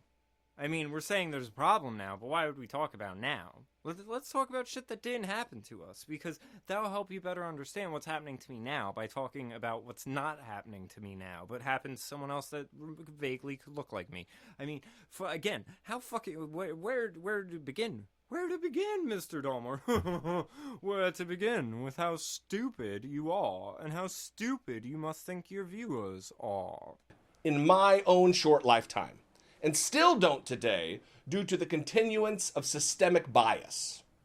Listen, Tommy, maybe you need to read your Constitution. The 14th Amendment guarantees the equal protection under the law. Equal protection. Yeah. So did you just negate your whole point? Right? So when someone who looks like this gets sentenced to 6 months in jail for raping an unconscious woman, or someone like this gets probation for killing 4, while people who look like this do real time, hard time for drug offenses, the fact of the matter, Tommy, is that when sentencing disparities like these exist by the tens of thousands and are widespread, this isn't equal protection. When I compare apples to oranges, and I avoid all context of repeat offenders, what state, what laws, and any important detail, and I just look at race, because that's all I'm obsessed with, is because racism is reason for everything. Even the infant babies are racist. I mean, it's ridiculous. Who is this guy talking to? Who does this appeal to? This obviously appeals to his own little fucking, little fucking dick self and jerking off his own ego. Like, I can't imagine that this guy has viewers and they're just like, yeah, he's telling them. I mean, it's so ridiculous. This isn't equal justice. To your second point. You know what? Then I got an answer for equal justice. Sharia law. I mean, I think we could build off of Sharia. Like, I think we need serious consequences. So, if you steal something, we're going to take off a finger the first time. Second time, we'll take your hand. We'll make slight modifications. And then I think we'll have crimes actually lower. When you don't have it, where you go in for a minor crime, you hang out with a bunch of criminals, you get to critique your career choice, and then you go back.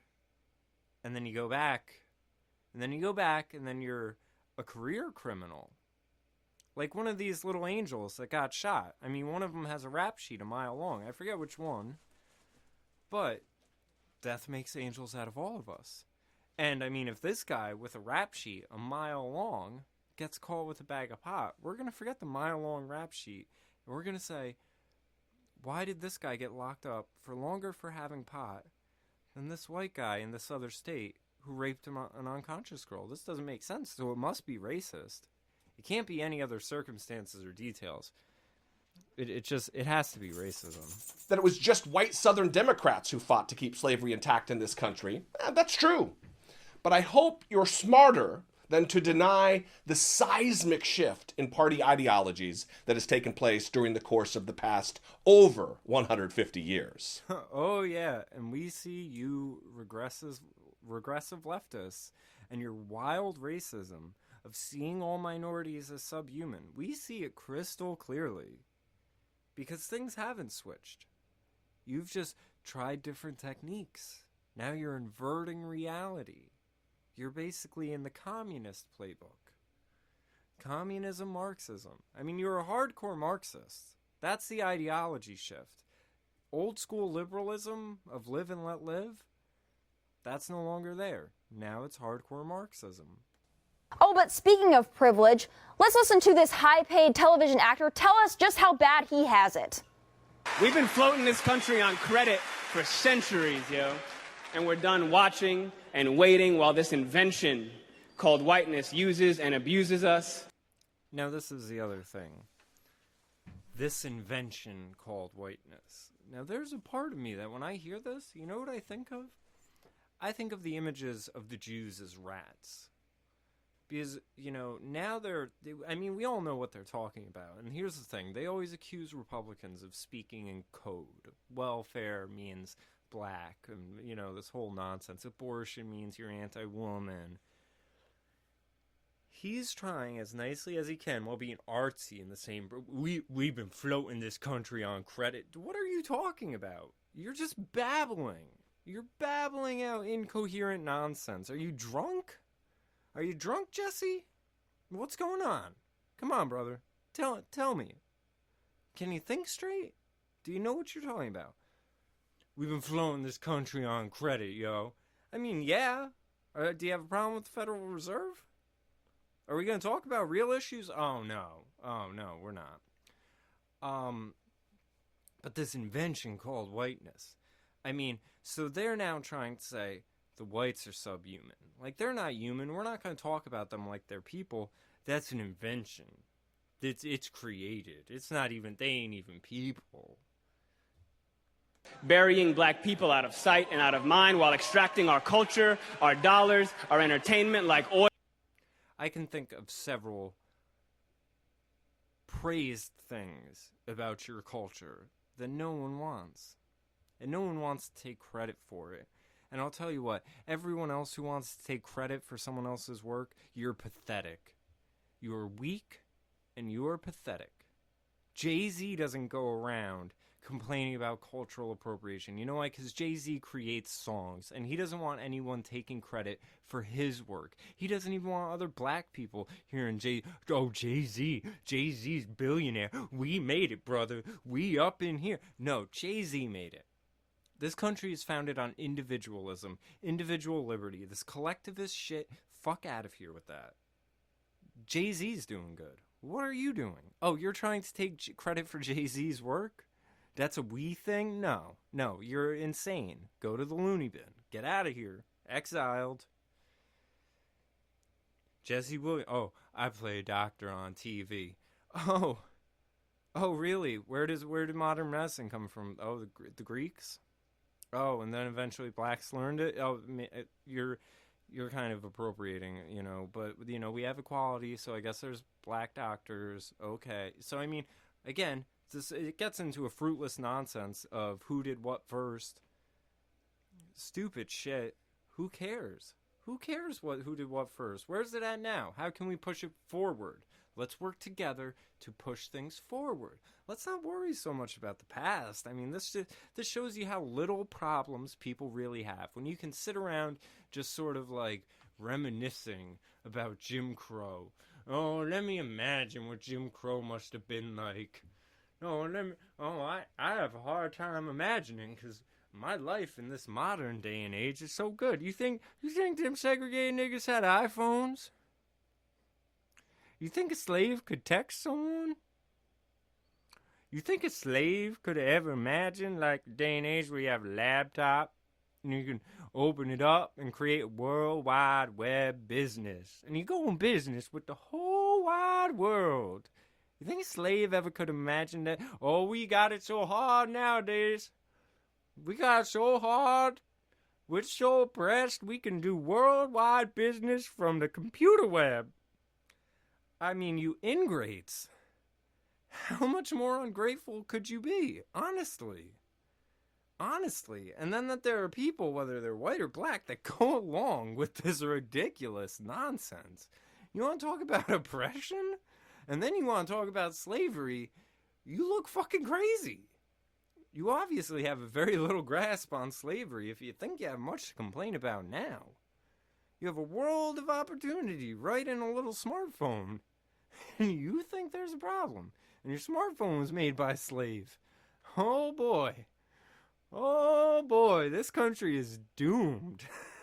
Oil, black gold, ghettoizing and demeaning our creations, then stealing them, gentrifying our genius, and then trying us on like costumes before discarding. When's the last time someone wore some blackface? Come on now.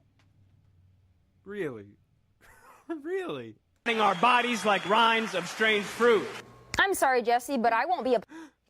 Disregarding our bodies like rinds of strange fruit. Who wrote this speech? This is amazing. It's amazing. Oh, man. I can't even.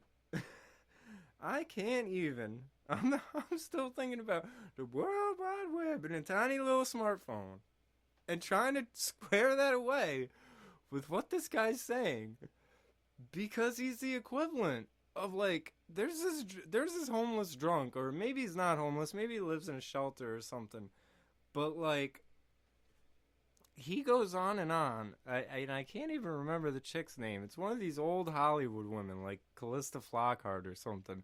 But this old drunk guy goes around talking about how they dated in the 70s and everything like that, and they were all over the place.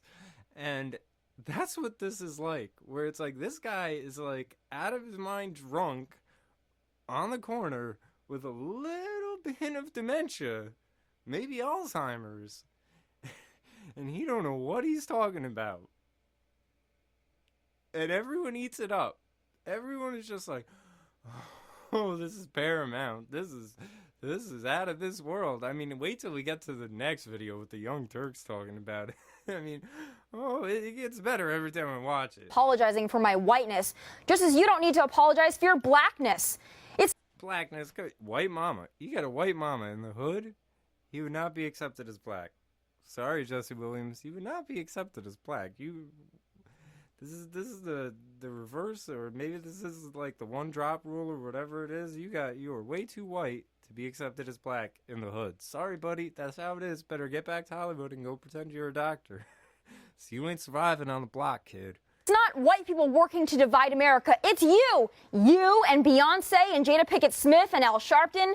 Do you see yourself as a victim? If so, I feel sorry for you.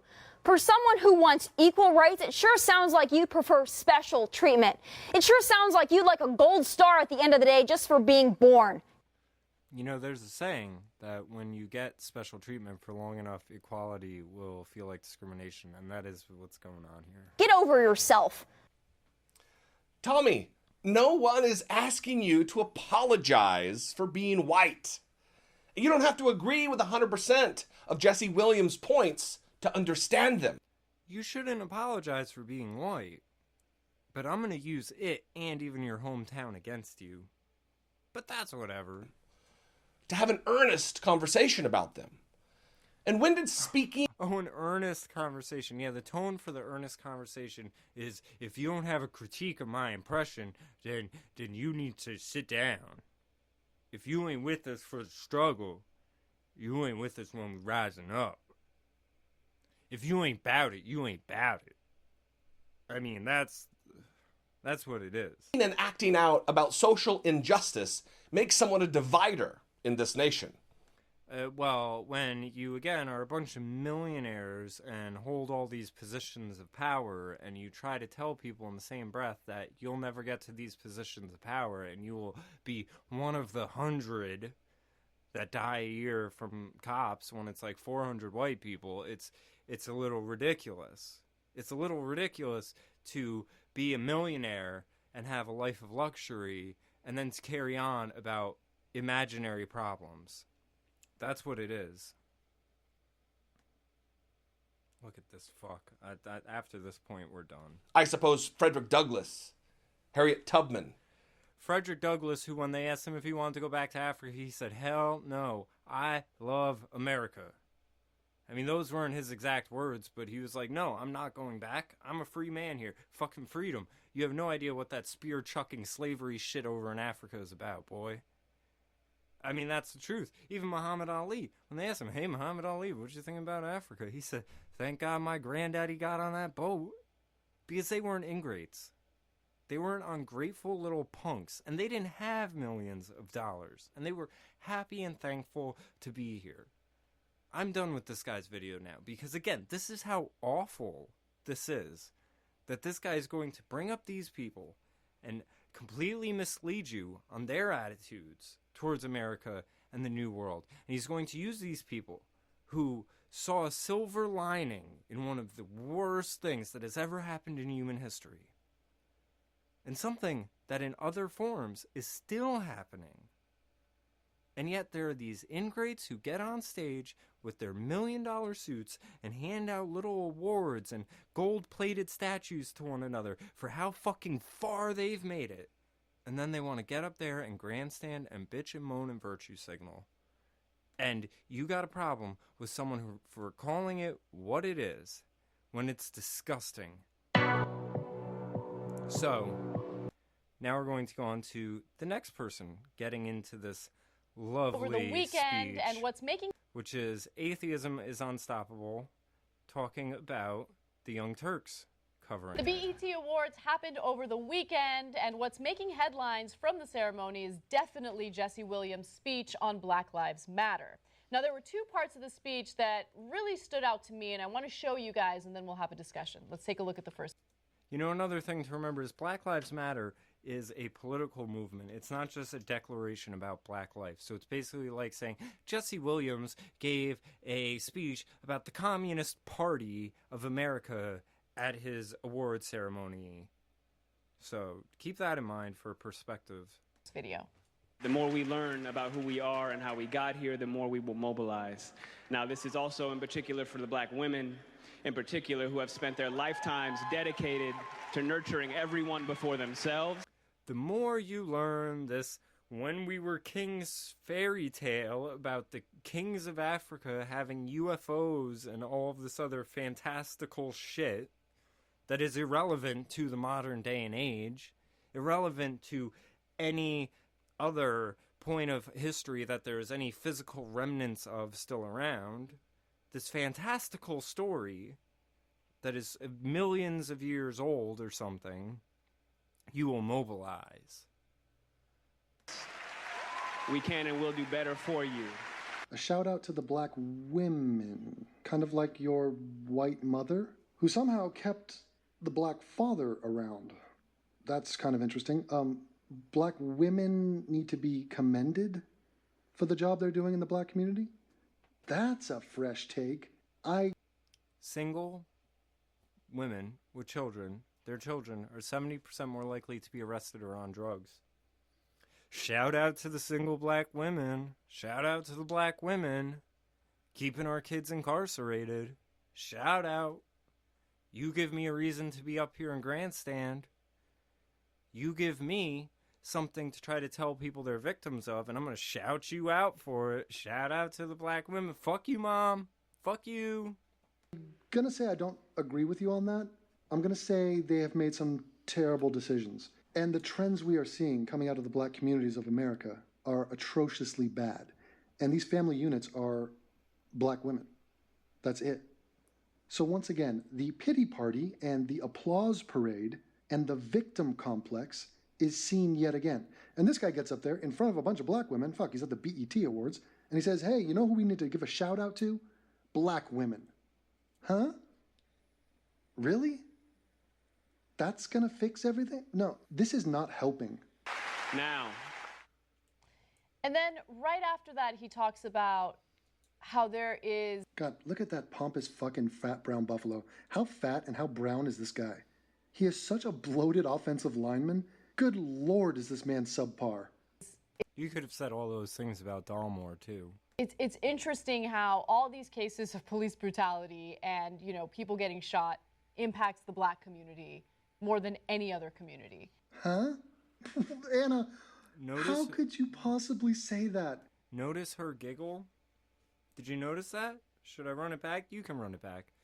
She giggled when she said, notice those incidents of police brutality in the black community. Because what she's saying is that, have you noticed there's incidents where police shoot people and they die, and the only ones who seem to give a fuck are black people? That's what she's saying. She's being very sweet and nice about it because she's a regressive, but that's what she's saying. It impacts them because they're whining bitches who don't want to take responsibility for the failings coming out of their own community. What do you mean it impacts them more?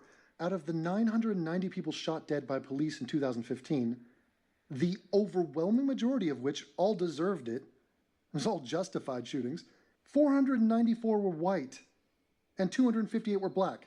How is this not more a white problem? It's more whites. Holy shit. Way to completely ignore the 494 white people shot by cops.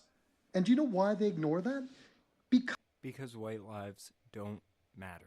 Because they cannot virtue signal about it. They cannot say white people are racist based off the fact that 494 whites were shot by cops.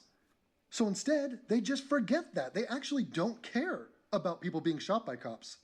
They care about white cops shooting black people because it taps into this larger theme, which we will never hear the end of, which is their hysteria and fabrication that we live in a racist country controlled by racist cops.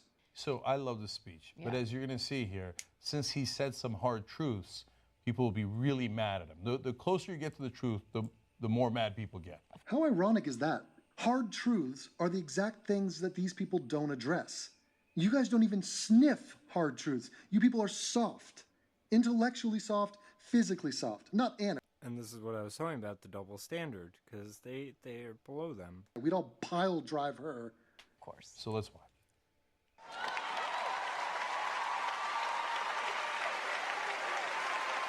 Now,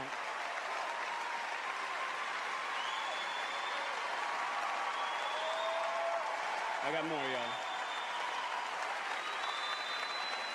Yesterday would have been young Tamir Rice's 14th birthday. Okay, okay. We're going to bring up Tamir Rice. Uh-huh. All right. Be my guest. So I don't want to hear any more about how far we've come when paid public servants can pull a drive-by on a 12-year-old playing alone in a park in broad daylight, killing him on television and then going home to make a sandwich. That is fucking absurd. First of all, what does him being 12 have to do with anything? Nothing whatsoever. Him holding a gun? That's like the 2 seconds thing. They'll focus in on these, 2 seconds, 12-year-old, emotional heartstrings. Let me pull them. Let me pull your heartstrings. We should. Has everything to do with the situation. It was not a drive-by. By the way, once again, they don't care about drive-bys. This guy is not coming up here. By the way, look at that angry scowl on that black woman.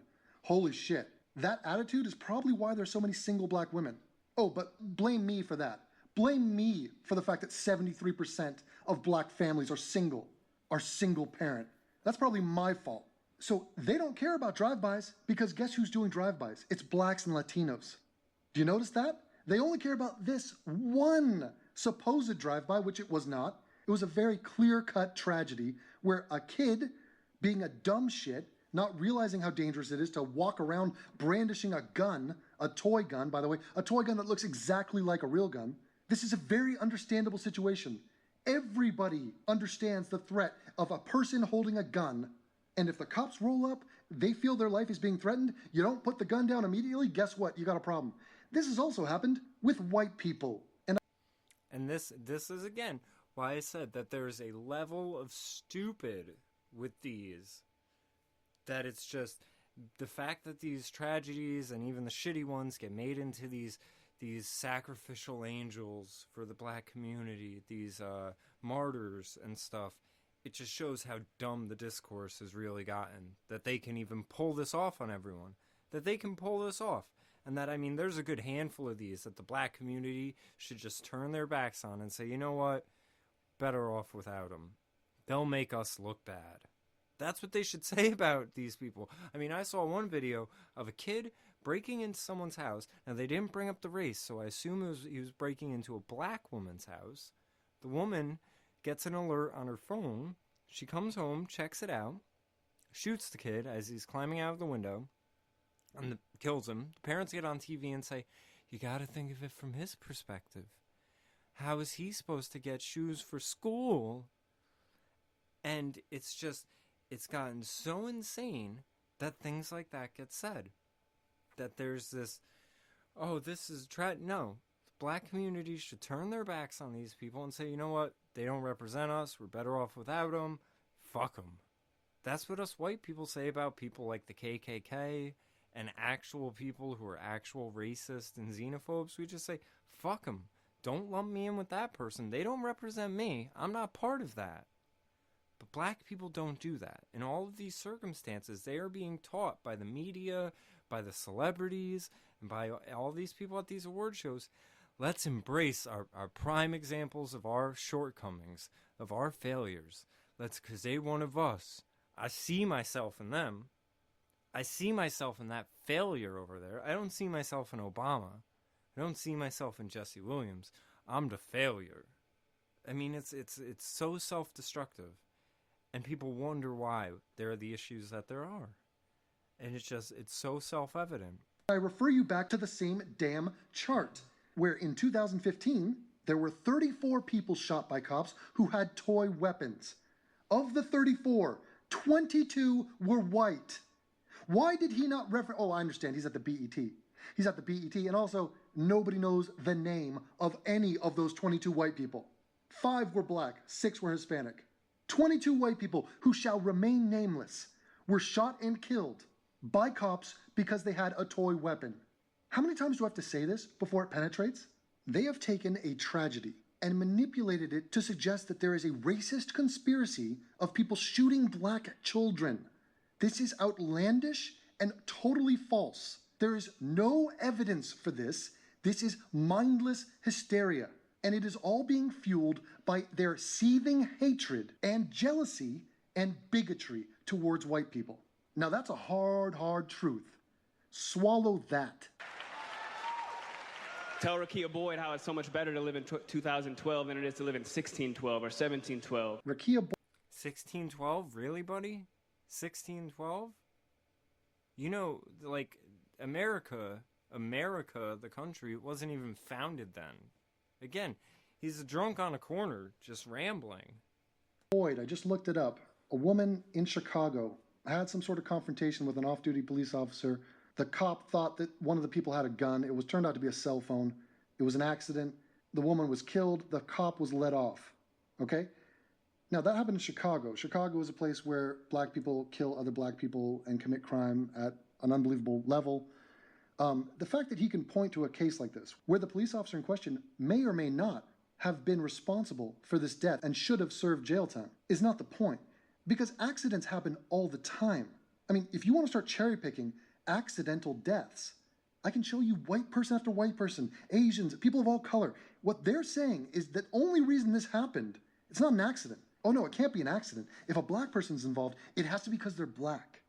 So forget that whole thing about, the content of their character or people being judged on their merit or the merit of the evidence of a particular case. No, just look at the race. Tell that to Eric Garner. Tell that to Eric Garner? Tell this to Eric Gardner. Salad. Eat a salad. How about this? Follow the orders of the police. Don't resist arrest, Eric Gardner. And that even could be said about the most recent one. Listen to the orders. That's simple. Listen. Listen. Oh, what? You didn't have to listen as a kid? You just acted however you wanted to act and things went your way? You bullied your single mother? Is that what happened, buddy? You bullied your single mother, and now you think you can pull the same shit on a cop? And once again, capitalizing on an accidental death. An accidental death. Which just shows these people are fucking disgusting. And saying, hey, that guy died. He was resisting arrest. Hey, I wonder if any white people have died while in custody. I wonder if any white people have died while resisting arrest. Why aren't we hearing about that? Probably never happens. Yeah, that's probably the answer.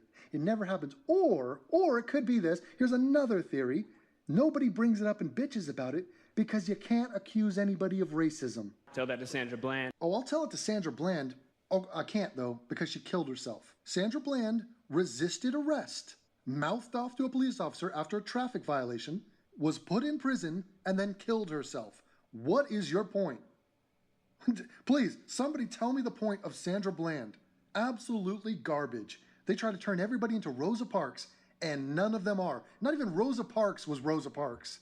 That was a staged event. Tell that to Dorian Hunt.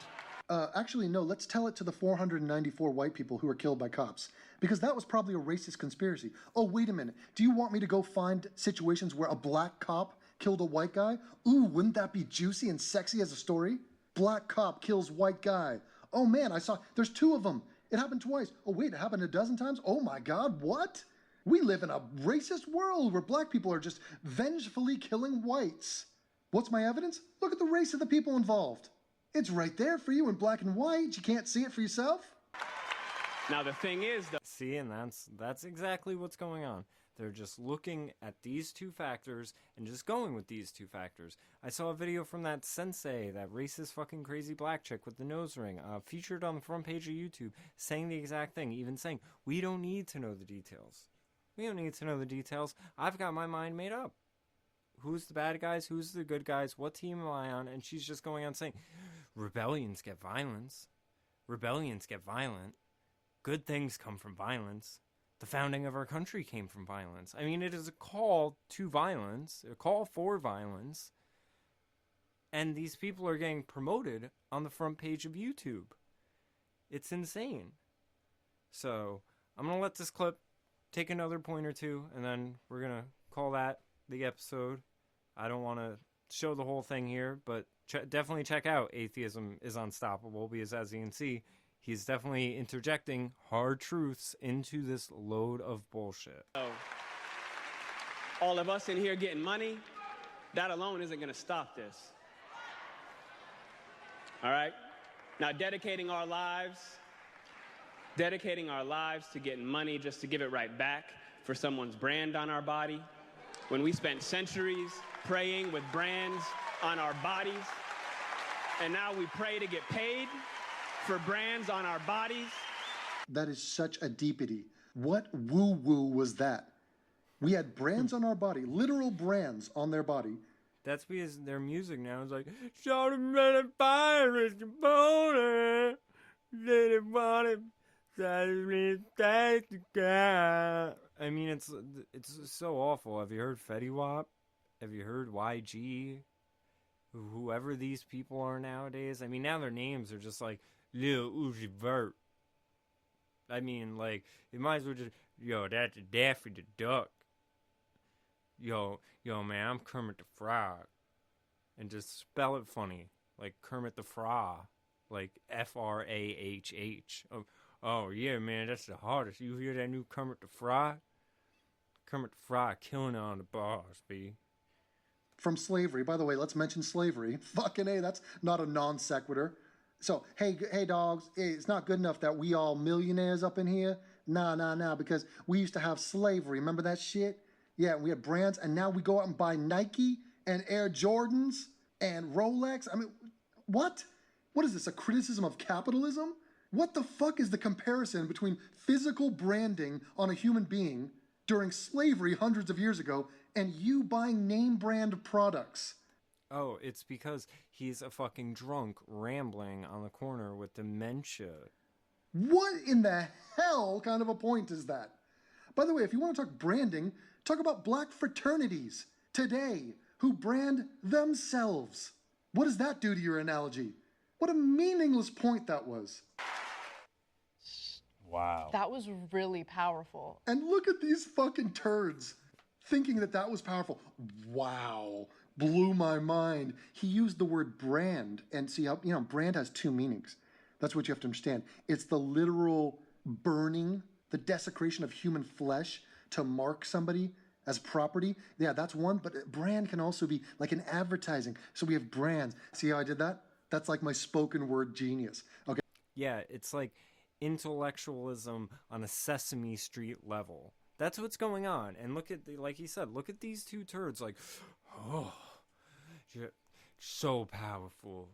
The brands on a body and pray with brands on a body and then to put the brand on a body. Like raising brands in a bowl and the brand on my body. I mean, what the fuck? Brand. What does brand rhyme with? And I mean, he put that so perfectly, and I've never thought about it from that perspective. So, what perspective? Oh, what the fuck are you talking? Hey, black man, you have a bunch of money now. Would you like to buy a car? Yes. Okay, which kind? I don't know, maybe a good one. Okay, well, we have BMW, we have a Mercedes, you can get a Porsche. Get a nice little Volkswagen right here. This will serve you well. Now, do you have like a non-brand one? Because back in the day, my people used to be branded. And so I'm not really all about buying brand name stuff because that word sort of triggers me because it has double meaning. Oh, okay. We don't really have non-brand name cars. Tricky. Okay, not sure I can help you out. You seem like a crazy person, but good luck with that. So yeah, that's what it is. He's a fucking crazy person, like a fucking drunk on a corner, and I don't even want to hear what these two have to say. So let's call it a night. That was the first podcast. I hope everyone enjoyed. There will be definitely more to come. Like I said, you can see with all of these, there's an ongoing theme, an apparent ongoing theme, and it's growing even more apparent with these cops getting shot and everything else that fuck white people. Fuck the cops, radicalize and mobilize black people, do whatever you're gonna do, act like savages, loot shit, riot shit, kill people, whatever. You gotta pass, because in the eyes of the liberals, you are less than human. You're disadvantaged, so you might as well be retarded. And that's how they're gonna treat you. You can say retarded shit, brands on a body with the brands on my body and pray to get the brand on my body, and then they're just gonna be like, yes, defenseless child, yes, you wounded little angel, shot by the hand of the evil white man cop that struck you down before you had a chance to soar in the wind with your angel wings. I mean, it's fucking ridiculous. It really is ridiculous. And I'm sure this is just the start. I wish it was the end. I really wish it was the end. I'd much rather report about Putin talking about how we're going to pop off war with Russia, and this is what they want us paying attention to, instead of stuff like that. Instead of the economy collapsing. Instead of a president and a president's real duties, where you have to be concerned with racism. It's so ridiculous.